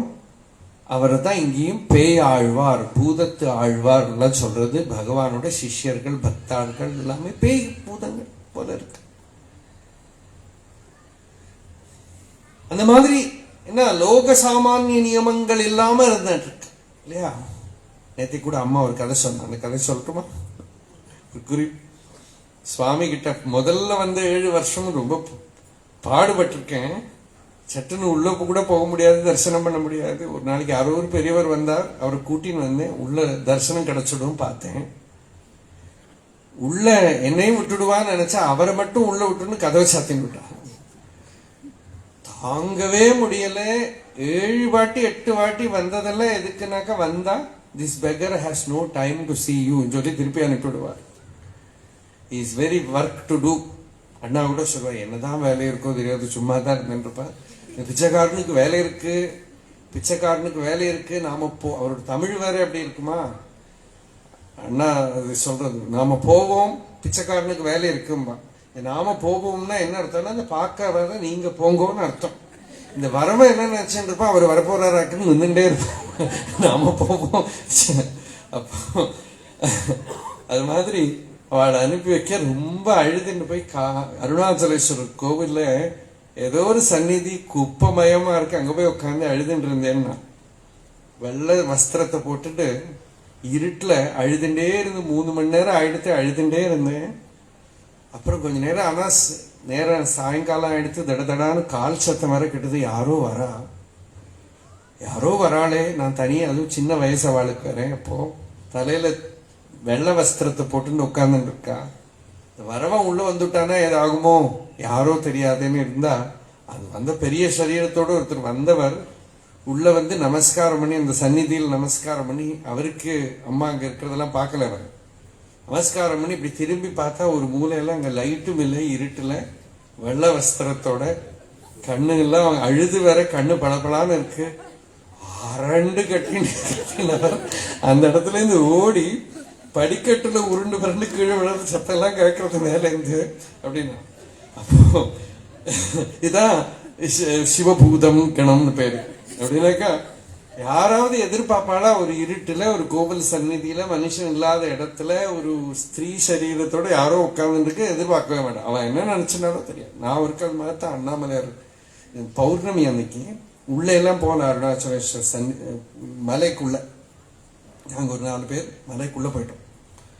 உள்ள போய் காட்டுக்குள்ள நல்ல பசுமையான காட்டுல அந்த சந்திர கிரணம் விழுந்து அப்படி வெள்ளி பரவதான விரிச்ச மாதிரி இருக்கு. அவ்வளோ அழகா. ராத்திரி 11 மணி 12 மணி, சித்ரா பௌர்ணமியும் வேணும், நல்ல நாள். யாரோ அப்போ கொஞ்சம் பேர் யாரு கிளப்பி விட்டாலும் சரி, சின்ன பசங்க ஒரு 2-3 பேர் வந்தான், உள்ள வந்துட்டான். அதுல ஒருத்தன் அல்லாட்டாலே பயந்துட்டே வந்திருக்கா. நரி இருக்குமா புலி இருக்குமா அப்படின்னு கேட்டுட்டே வரான். நான் தலையில ஒரு கட்டு வரை கட்டின்னு இருக்கேன், கையில ஒரு குச்சி இருக்கு, ஒரு தண்டம் இருக்கு. இந்த பின்னால வந்தவாள்லாம் ஒரு பக்கம் போயிட்டான். நான் சொன்னேன், அசங்காதீங்கோ, அவ பாட்டுக்கு போட்டோம், நம்ம அவளை கவனிச்சா ஏதாவது பேச்சுவார்த்தை வந்துடும். நான் மலையை பார்த்துட்டே அசங்காம நின்னேன். இந்த வந்த பையன் என்ன பார்க்கல, அவன் அப்படி வந்து சட்டுன்னு இப்படி பார்த்துட்டான். நான் அப்படி குச்சியோட நிக்கிறேன், ஒரு கத்தினா இதே மாதிரி இன்சிடென்ட். ஏன்னா காட்டுக்குள்ள ஒருதான் அசங்காம நிக்க எதிர்பார்க்கவே இல்லை. முதல்ல இது என்ன சிலையா பூதமா, அங்க ஏதோ நிக்கிறதுடான்னு சொல்றது கேட்கறது எனக்கு அவன் வந்து ஒரே ஓட்டம். ஏன்னா சாமான்யமா வந்து காட்டுக்குள்ள யாராவது இருக்கிறது எல்லாம் எதிர்பார்க்க மாட்டோமே இல்லையா. அந்த டைம்ல அவன் நினைச்சிருக்க அவாதான் முதல்ல வரான்னு நினைச்சிருக்க. அவன் பேசுறதெல்லாம் காதுல வர முதல்ல விழுந்தது எனக்கு, நரி இருக்குமா புலி இருக்குமா எல்லாம் கேட்டுட்டே வராம்பாவும். அப்போ இது இப்படி சஞ்சாரம், ஒரு நியமங்கள் இல்லாம எதுவும் இல்லாம சஞ்சாரம் பண்றதுக்கு தான் பூதகணங்கள்னு சொல்றோம். இன்ன டைம் இப்படின்னு இல்லாம விஷ்ணோர் பூதானி ஸ்மசானேஷு ஆக்ரீடா ஸ்மரஹர பிசாசாஹ சஹஜராஹ சிதாபஸ்மாலேபோ. மேல போட்டுக்கிறது இல்லைன்னா சிதாபஸ்மம். ஸ்ரகபின்கரோட்டி பரிகரஹா. பார்வதி கிட்ட கூட இதெல்லாம் தான் சொன்னேன், எதுக்குமா அவனை போய் கல்யாணம் பண்ணிக்கிறேன். இப்ப கூட ஒரு பாட்டு பாடினாரு, என்ன ஆண்டின்னு என்ன பாட்டு, பேயாண்டி மாயாண்டின்னு ஒரு பாட்டு. இவன் போய் ஏன் கல்யாணம் பண்ணிக்கிறேன், இவங்கிட்ட போய் ஆசை வச்சுக்கிறேன்னு அம்பாள் கிட்ட கேட்கிற பாட்டு அது. அவனுக்கு மேல எல்லாம் பாரு, ஒரு பவுடர் கிடையாது, ஒரு காஸ்மெட்டிக்ஸ் கிடையாது, ஒரு மாலை ஒன்றும் கிடையாது. இதெல்லாம் இவனை போய் ஆசை வச்சுக்கிறேன். சாரதா தேவி ராமகிருஷ்ணரை கல்யாணம் பண்ணிக்கிற போது எல்லாரும் இப்படிதான் சொன்னான், பைத்தியம் சொல்றான், அவனுக்கு போய் கல்யாணம் பண்ணி வைக்கிறான்னு. கல்யாணம் பண்ணி வைக்கிற போது சொர்ண ஆபரணங்கள் ஏதாவது அவ வீட்டுல இருந்து இந்த பொண்ணுக்கு போடணும். இவாள்கிட்ட காசு கிடையாது, யாருக்கிட்ட இருந்தோ வாங்கிட்டு வந்த மாலையெல்லாம் வாங்கி இந்த குழந்தைக்கு போட்டுவிட்டு, 5 வயசு குழந்தை, இன்னைக்கெல்லாம் இமேஜினே பண்ண முடியாது. பேருக்கு தானே இது, கல்யாணம் இல்லையே, சும்மா ஒரு கன்னிகா தானே. கழுத்துல எல்லாம் மாலையும் போட்டு கூட்டின்னு வந்தான். 2 நாள் ஆனா அந்த யாரோட சொர்ணமோ அவ வந்து கேட்டுட்டான். இதெல்லாம் அவுத்து அவளுக்கு கொடுத்துட்டு இந்த குழந்தை அழுதுன்னு வாத்துக்கு போயிடுது. ஒன்றும் கிடையாது. பின்னால ராமகிருஷ்ணரை ஸ்துதி பண்றது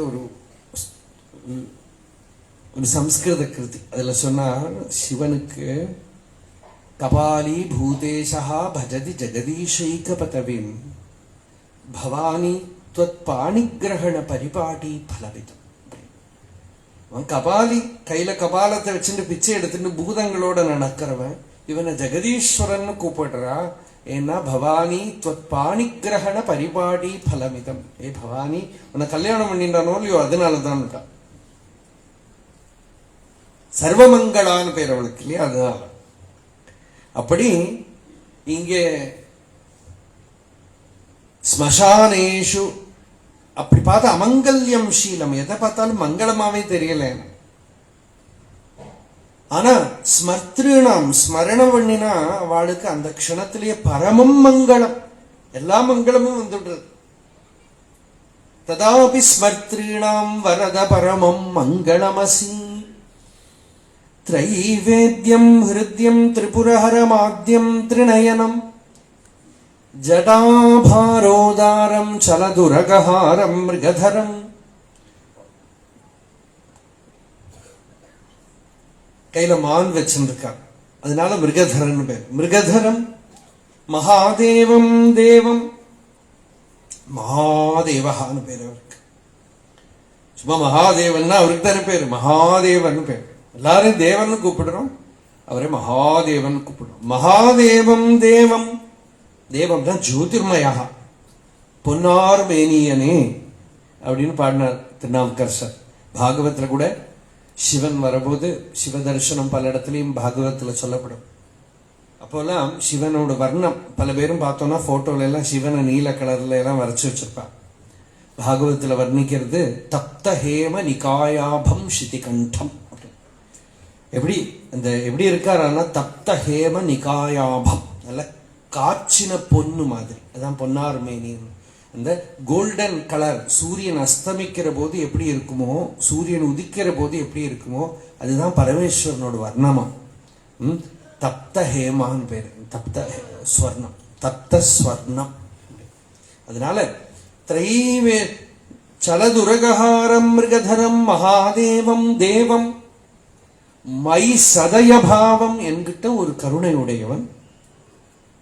அதான் ஈஸ்வரனுக்கும் நமக்கு இருக்கிற கனெக்ஷன். மை சதய பாவம் பசுபதிம், நாம் பசு, அவன் பதி. பசு மாம் சர்வஜ பிரதித கிருபையா பாலய விபோன், அவர் பசு.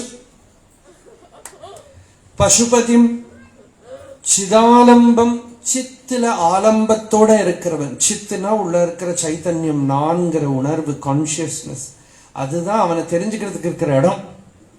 அந்த இடத்துலதான் அவனை தெரியணுங்கிறதுனால சிதாலம்பம் சாம்பம் அம்பயா சக வர்த்ததே சாம்ப சதா சிவா. அந்த அம்பாளோட இருக்கிறவனானதுனால சிதாலம்பம் சாம்பம் சிவம் பரமமங்கலம். லாஸ்ட் நாம ரொம்ப ஆச்சரியம். அதிவிடம்பம், என்னென்னமோ வேஷம் போட்டு இருக்கிறவன், ஏதேதோ வேஷம் போட்டு திரியக்கூடியவன் அதிவிடம்பன் பேர். அப்படின்னா அவன் எப்படி இல்லையோ அப்படி எல்லாம் வேஷம் போட்டு இருக்கான், என்னென்னமோ வேஷம் போட்டு இருக்கான். சிதாலம்பம் சாம்பம் சிவம் அதிவிடம்பம் ஹிருதி பஜே. இந்த ஜகத்தே விடம்பயசி பூதலே அப்படின்னு பாகவத்துல வரும். பிரபஞ்சம் நிஷ்பிரபஞ்சோபி அப்படின்னு பாகவத்துல ஸ்லோகம். விடம்பயசி பூதலே பிரபன்ன ஜனதானந்த சந்தோகம் பிரதிதும் பிரபு. இந்த பிரபஞ்சமே ஒரு விடம்பனம் தான். விடம்பனம்னா அது எப்படி இருக்கோ அப்படி தெரியல நமக்கு. நமக்கு அது வாஸ்தவமான ஸ்வரூபம் என்னன்னு தெரியாம ஏதேதோ ரூபத்துல தெரியறதுனால அதுக்கு விடம்பனம்னு பேரு. அதனால பரமேஸ்வரனும் எப்படி அவரோட ஸ்வரூபம்ங்கிறது தெரியல, விடம்பான் தான் தெரியறது. யாரும் தெரிஞ்சுக்காம இருக்கிறதுக்காகவே அப்படி ஒரு வேஷத்தை போட்டு மேல ஸ்மசான பூதியை போட்டு யாருக்கும் பார்த்தா அவரோட மகிமை வைபவம் தெரியாத மாதிரி ஆக்கி வச்சுருக்க. பார்த்தா எல்லாம் நம்ம எப்படி இல்லையோ அப்படிதான் நம்மளும் ஆக்கணும் பார்த்துக்கிறோம் இல்லையா. இருக்கிற மேக்கப் எல்லாம் போட்டுண்டு இருக்கிற வேஷம் எல்லாம் போட்டுண்டு அதை எதாவது கலைச்சு தனியே பார்த்தா போச்சு. எல்லாமே செட்டு தான் கரெக்டா. தலையில இருக்கிற முடி, வாயில இருக்கிற பல்லு, உடம்போட கலர் எல்லாமும் ஒட்டு வித்ததான். அதையெல்லாம் எடுத்தா போச்சு. ஆனா இங்கேயோ எல்லாமே அழகு. அந்த அழக மறைச்சு தெரியாத விதத்துல பண்ணி ஸ்மசான பூதியை போட்டுண்டு யாருக்கும் பார்த்தா ஒரு பிரமிப்பு வராத விதத்துல, ஏன்னா அப்படி இருந்துட்டான கவலை இல்லையா. தெரியற மாதிரி எல்லாம் இருந்தா தான் கஷ்டம். தெரியாத மாதிரி போயிட. அப்படி விடம்பயசி பூதலே, விடம்பனம் பண்றது யோகிகளே அப்படி இருக்கணுங்கிறது அதுக்கு வேண்டிட்டு தான். எனக்கு ஜனங்கள்லாம் அதை பிச்சைக்காரன் நினைச்சிருமே. எதுவும் யாரும் ரெஸ்பெக்ட் பண்ணாம இருந்தா சரி. ஜடபரதர் சொல்றார், அவரை பார்த்து ரகுகணம் கேட்கிறார், உங்களை பார்த்தா பிராமணர் தெரியல, ஏதோ படிச்சவர்னு தெரியல, சன்னியாசின்னு தெரியல. ஏன்னா ஒரு பூனல் வேற தொங்குறது, அதுல ஒரே ஒரு நூலு தான் இருக்கு. பூனல் போட்டு விட்ட நாளைக்கு போட்டு விட்டது. அது வேற கரகர உரு மஷிங்கிறது, அதுல பூரா கருப்பா இருக்கான். ஆவணியா வட்டெல்லாம் கிடையாது. இப்படி நடந்துட்டு இருக்காரு. இவர் எந்த கேட்டகரியில போடணும்னு தெரியல. அதான் அவ்யக்தலிங்கா அவ்யக்தாச்சாரா அப்படின்னா பரமஹம்சனை பார்த்து ஒன்றும் கண்டுபிடிக்க முடியல. ஏதாவது சைன் இருந்தா தான் தெரியும். ஒரு சைனும் இல்லை. சன்னியாசியும் தெரியல, சன்னியாசியும் கண்டுபிடிக்க முடியல. பிரம்மச்சாரியா அதுவும் தெரியல, சன்னியாசியா அவனும் தெரியல. இது எப்படி புரிஞ்சுக்கிறது? சில பேரை கேட்டுதான் தெரிஞ்சுக்கணும். நாராயண குரு பெரிய மகான் இருந்தாரோ இல்லையோ, அவர்கிட்ட பார்த்து கொஞ்ச நேரம் பார்த்தா ஏதோ ஸ்பெஷல் பர்சன் தெரிஞ்சது. ஆறுன்னு கேட்டார். அவர் பதில் சொல்றேன். என்ன ஜாதி கேட்டார். பார்த்தா என்ன தோன்றதுன்னு கேட்டாங்க. பார்த்து தெரியல. பார்த்தாலே தெரியாட்டா சொன்னா எப்படி தெரியும்? பார்த்தா தெரியல சொன்னா எப்படி தெரியும்?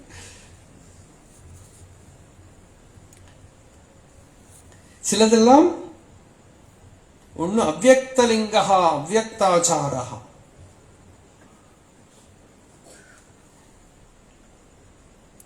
யாருன்னு கண்டுபிடிக்க முடியாது. சந்தோஷமா ஆனந்தமா போயின்னு இருக்கான். அதனாலதான் வேணும்னுட்டே அந்த மாதிரி ஆச்சாரங்களை கூட எடுத்துப்பான்னு சொல்ற.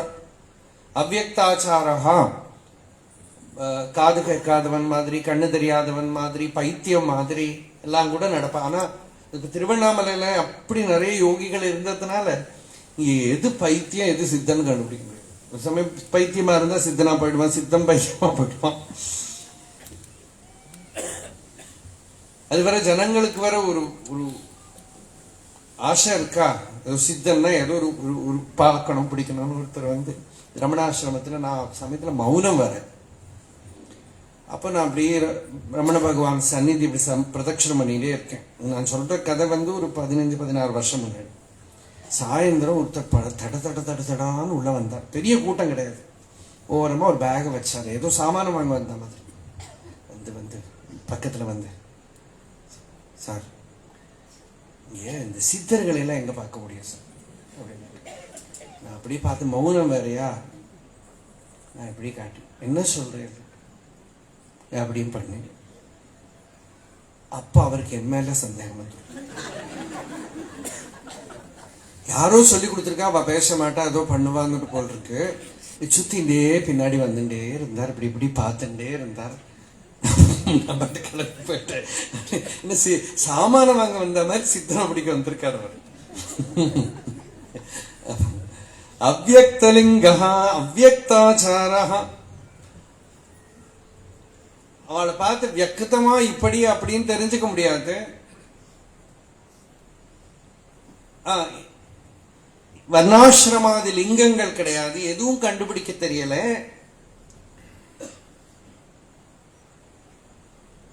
அப்படியெல்லாம் இருக்கான்.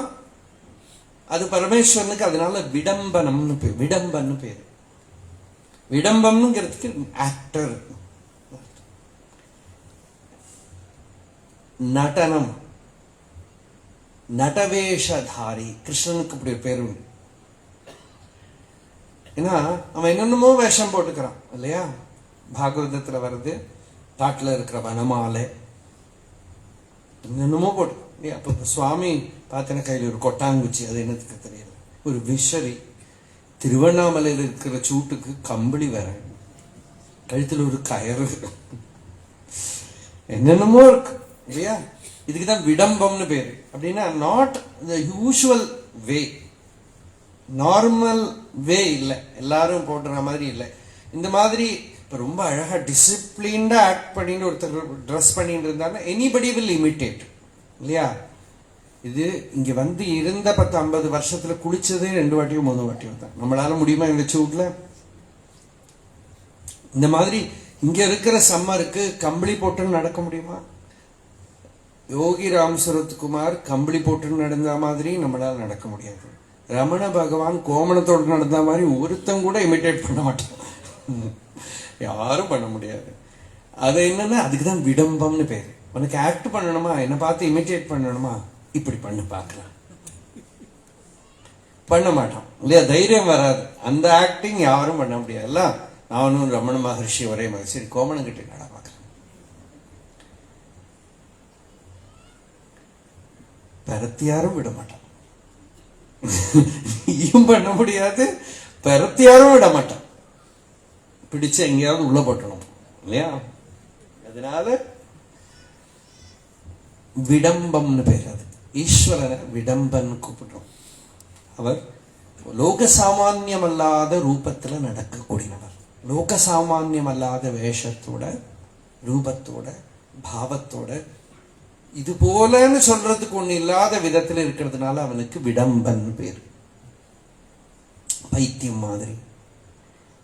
அப்போ சிவமதி விடம்பம் ஹிருதி பஜே, அதி விடம்பனாயிருக்கிற சிவனை நான் ஹிருதயத்துல பஜனை பண்றேன். திரைவேத்தியம், கர்மாவை பண்ணி சுத்தம் பண்ணிக்கணும் சித்தத்தை. அதுதான் முதல் ஸ்டெப். கர்மாவை எதிர்பார்ப்பு இல்லாம பண்ண கத்துக்கிறதுங்கிறது தான் ஆத்ம விசாரத்துக்கு ஃபர்ஸ்ட். ஏன்னா நம்ம ஐ தாட் முதல்ல இருக்கிறது கர்மால தான், சரீரத்துல தான். ஏதாவது எதிர்பார்ப்பு, என்ன கிடைக்கும் என்ன கிடைக்கும் என்ன கிடைக்கும், எதுக்குமே என்ன கிடைக்கும். ஸ்பிரிச்சுவல் லைஃப்ல வந்தாலும் என்ன கிடைக்கும். சில பேர்லாம் ரமண பகவான் கிட்ட கூட கேட்கிறா, அவன் ஏதோ டிசைட் பண்ணிட்டு வந்திருக்கான், டாக்ஸ்ல கூட வருது, how many days it will take to realise self. Nisargadatta Maharaj கிட்ட ஒருத்தர் கேட்டார் இதே மாதிரி, ஹவு மெனி டேஸ். ஆமா கிடைச்சுட்டு என்ன பண்ண போறேன்? I will go and teach meditation. உங்களுக்கு இதே தான் வேலை. அங்க போக வேண்டியது, டீச்சர் ஆக வேண்டியது, மெடிடேஷன் கிளாஸ் எடுக்க வேண்டியது, இதை எடுக்க வேண்டியது, அதை எடுக்க வேண்டியது, வாட்டிக்க வேண்டியது அப்படிங்கிறாரு. அவர் ரொம்ப ஸ்ட்ராங்கா பேசுவார். அப்போ என்ன, புத்தியில ஒரு பிசினஸ் இருந்துட்டே இருக்கு நமக்குள்ள. அதனால முதல்ல 4 வர்ணம் சொல்றாலே, பிராமணன், சத்திரியன், வைசியன், சூத்ரன் சொல்றாலே. இது வர்ணம் இல்லை, இது நமக்குள்ள எல்லாருக்குள்ள இருக்கிற பிரகிருதி. சூத்ரன்னா என்னன்னா ஸ்பிரிச்சுவல் இன்ட்ரெஸ்டே இல்லாம ஜட பிரகிருதியாவே இருக்கிற புத்தியை முதல்ல களையணும். அப்புறம் கர்மயோகாவுக்கு வரபோது வைசிய புத்தியை நீக்கணும். எனக்கு பிசினஸ் என்ன கிடைக்கும், என்ன கிடைக்கும், என்ன கொடுப்பேன், எதுலேருந்து என்ன பெனிஃபிட் கிடைக்கும், இது பண்ணா என்ன கிடைக்கும். ஸ்பிரிச்சுவல் ஆர்கனைசேஷன்ஸ்ல கூட இந்த புத்தி நிறைய உண்டு. என்ன கிடைக்கும், எப்படி பண்ணா நிறைய பணம் வரும், இந்த வைசிய புத்தி. அடுத்தது வயலன்ஸ், ஆர்டரிங், பெரிய ஆளா இருக்கணும். அப்புறம் க்ஷத்ரிய புத்தி, எல்லாரையும் கண்ட்ரோல் பண்ணணும், அது ஒரு தடை.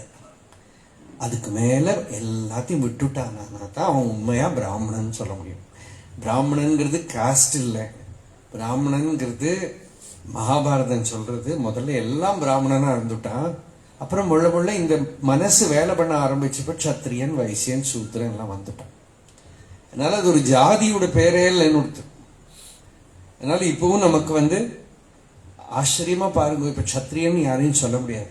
எனக்கு யாரு வேணா சத்திரியனா இருக்கலாம். எனிவன் கேன் ஹேவ் க்ஷத்ரிய சுபாவம். வைசியன்னு யாரையும் சொல்ல முடியாது, எல்லாருமே பிசினஸ் பண்றா, எல்லாரும் பிசினஸ்ல இருக்க. சூத்ரன்கிறது யாரையும் சொல்ல முடியாது, நிறைய பேர் இருக்க, எல்லாம் அந்த மாதிரி. இந்த பிராமணன்கிற கிளாஸ் மட்டும் இப்பவும் இருக்கு. இப்பவும் அதுக்காக வாழக்கூடியவான் கொஞ்சம் பேர் இருக்கு. அப்ப அது காஸ்ட் இல்லை, அது காஸ்டோட பேர் இல்லை, ஜாதியோட பேர் இல்லை. அந்த பிரகிருதி வரணும். அந்த பிரகிருதி எல்லாருக்குள்ளேயுமே ஒளிஞ்சுன்னு இருக்கு, எல்லாருக்குள்ளேயுமே அது கூடமா இருக்கு. கீதா பாஷை ஆரம்பிக்கிற போதே சங்கராச்சாரியர் சொன்னார், அந்த எலமெண்ட்டை வெளியில காப்பாத்தினா தான் நமக்கு தர்மம் காப்பாற்றப்படும். அந்த எலமெண்ட்டை அடிச்சுட்டானா தர்மம் பாதிக்கப்படும். பிராமணத்வஸ்ய ரக்ஷணே ரக்ஷிதோ சியாது வைதிகோ தர்ம.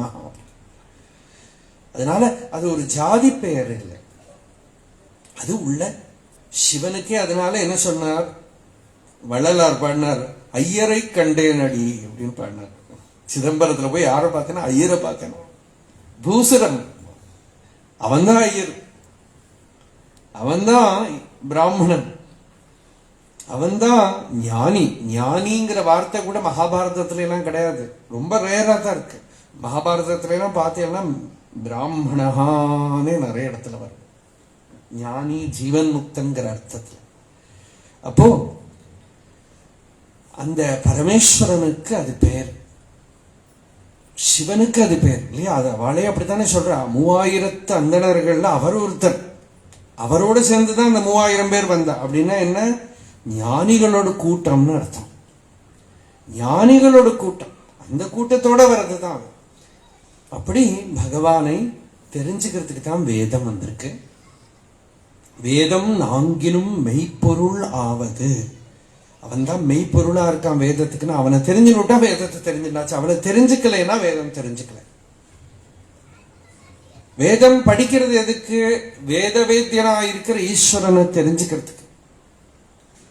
அவனை அல்லாம தெரிஞ்சுனுட்டானா அவன் தெரிஞ்சினவன் வேதஜன் தான், அவன் வேதம் தெரிஞ்சினவன் தான். அவனுக்கு வேதத்துல ஒரு மந்திரம் கூட சொல்ல தெரியாட்டாலும், யாருக்கு ஆத்ம ஞானம் வந்துடுத்தோ, சாட்சாத்காரம் வந்துடுத்தோ, அவன் வேதம் தெரிஞ்சின்றாச்சு. அவன் தான் வேதம் தெரிஞ்சுட்டு இருக்காங்கிறது வேதமே. அவன் தான் வேதம் தெரிஞ்சுட்டு இருக்கான், அவன் வைதிகன் தான். ஏன்னா வேதம்ங்கிற பேருக்கே அர்த்தம் ஆத்மான்னு அர்த்தம். வேதம்ங்கிற சப்தத்துக்கே வேதா அங்கிற சப்தத்துக்கே ஆத்மான்னு அர்த்தம்.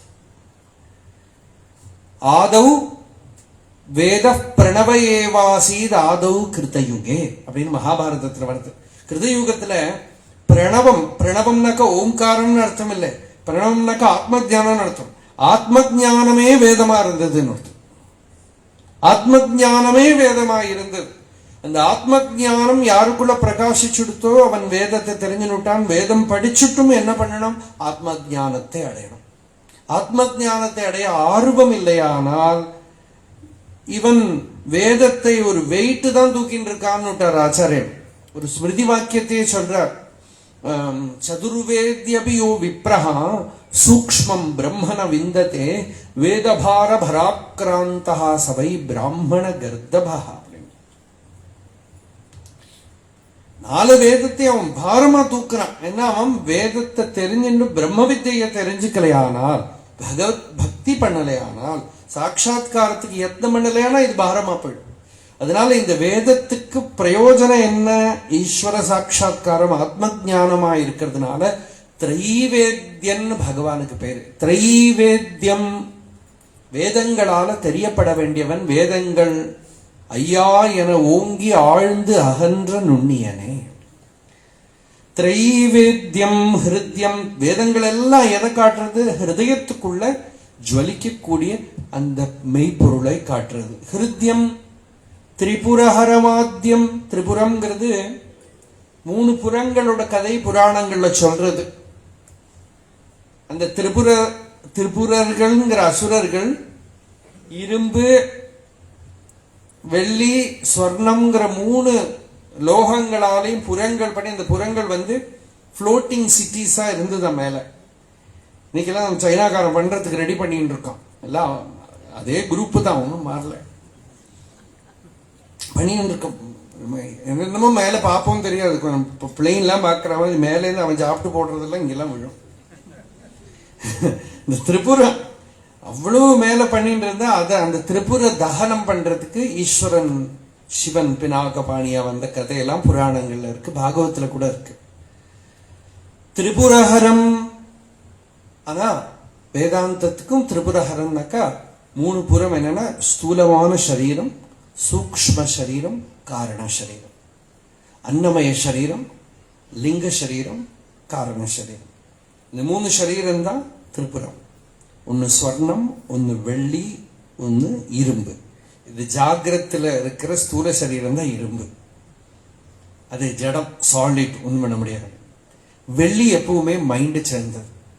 இல்லாத பிதிரு காரியங்களுக்கெல்லாம் வெள்ளி பாத்திரங்கள்லாம் எடுத்துப்போம். நம்ம வெள்ளி உண்டானதே சந்திரன்ல இருந்து சொல்லுவாங்க. சந்திர கிரணம் தான் வெள்ளியா மாறுறதான். அது ஒரு ரகசியம், அது வேத புரோக்தமானது. சந்திர கிரணம் வெள்ளியா மாறுறது, சூரிய கிரணம் கோல்டா மாறிவிடும். சூரிய கிரணம் சாலிடிஃபை ஆகுமா பூமிக்குள்ள எப்படியோ. அது எப்படிங்கிறது நம்ம யாராவது வேணும்னா கண்டுபிடிச்சிருந்தோம். அப்படி சந்திராம் ஹிரண்மயீம் லக்ஷ்மீம் ஜாதவேதோம ஆவஹ. ரஜதாம் ஹிரண்மயம், இந்த ரெண்டுமே வேதம் சொல்றது. அதே போல மனசுதான் சந்திரன். சொப்பன லோகம் மனசால பாதிக்கப்பட்டது. லூனார், பைத்தியம் பிடிச்சா லுனாட்டிக் இல்லையா, சந்திரன் கிட்ட கனெக்டட். சூரியன் புத்தியோட ஆத்மாவோட சுஷுப்தி ஸ்தானம், தூங்குறது. சுஷுப்தியில சூரியன். நேரம் விபரீதமா இருக்கு நமக்கு பார்த்துதானே, ஆனா அதுதான் சத்தியம்.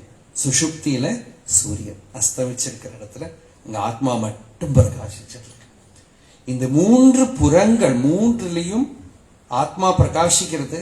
அதை தடை பண்ணக்கூடிய அன்னமயம், பிராணமயம், மனோமயம், விஞ்ஞானமயம் எல்லாத்தையும் நிவர்த்தி பண்ணி ஆத்மானுபவத்தை கொடுக்கறது தான் திரிபுர தகனம்.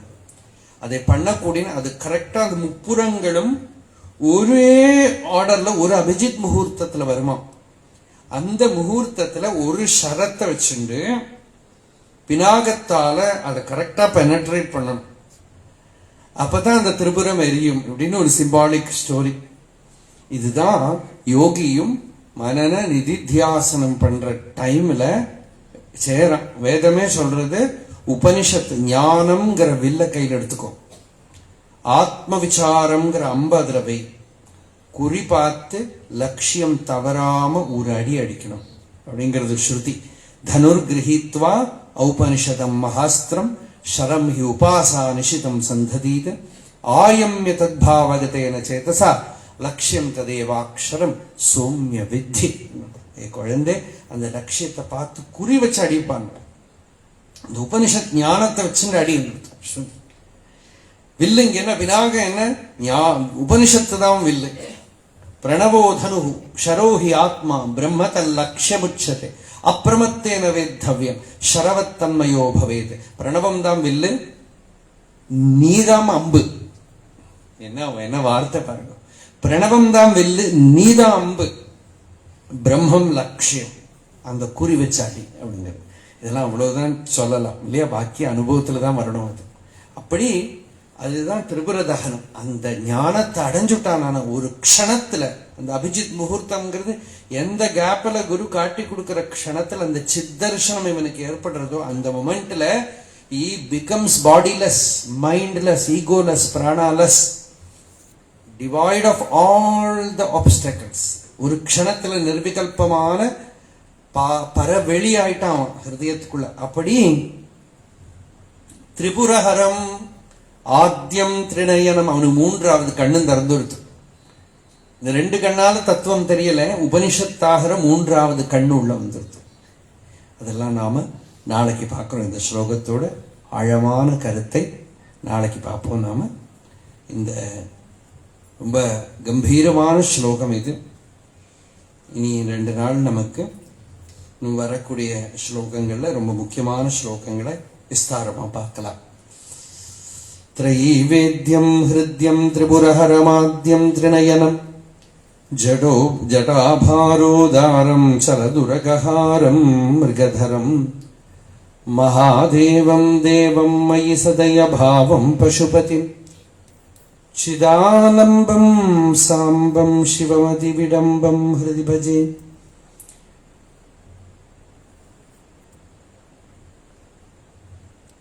चन्द्रोद्भासितशेखरे स्मरहरे गंगाधरे शंकरे सर्पैर्भूषितकन्नकण्ठविवरे नेत्रोत्थवैश्वानरे दन्तित्वकृतसुन्दराम्बरधरे त्रैलोक्यसारे हरे मोक्षार्थं कुरु चित्तवृत्तिममलामन्यैस्तु किं कर्मभिः। फालावनम्रत्किरीटं फालनेत्राक्षिषादग्धपञ्चेषु कीटं शूलाहतारादिकूटं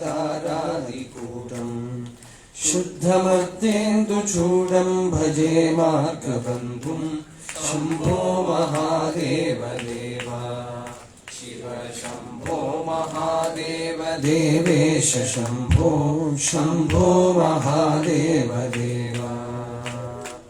अंगे विराजद्भुजङ्गम् अभ्रगङ्गातरङ्गाभिरामोतमाङ्गम् ओङ्कारवाटीकुरङ्गम् सिद्धसंसेविताङ्घ्रिं भजे मार्गबन्धुं शम्भो महादेव देवा शिव शम्भो महादेव देवेश शम्भो शम्भो महादेव देवा। नित्यं चिदानन्दरूपं विह्नुताशेषलोकेश वैरीप्रतापं कार्तस्वरागेन्द्रचापं कृत्तिवासं भजे दिव्यसन्मार्गबन्धुं शम्भो महादेव देवा शिव शम्भो महादेव देवेश शम्भो शम्भो महादेव देवा। कन्दर्पदर्पघनीशं कालकण्ठं महेशं महाव्योमकेशं कुन्दाभदन्तं सुरेशं कोटिसूर्यप्रकाशं भजे मार्गबन्धुं शम्भो महादेव देवा शिव शम्भो महादेव देवेश शम्भो शम्भो महादेव देवा। मन्दारभूतेरुदारं मन्दरागेन्द्रसारं महाशौर्यदूरं सिन्धूरदूरप्रचारं सिन्धुराजातिधीरं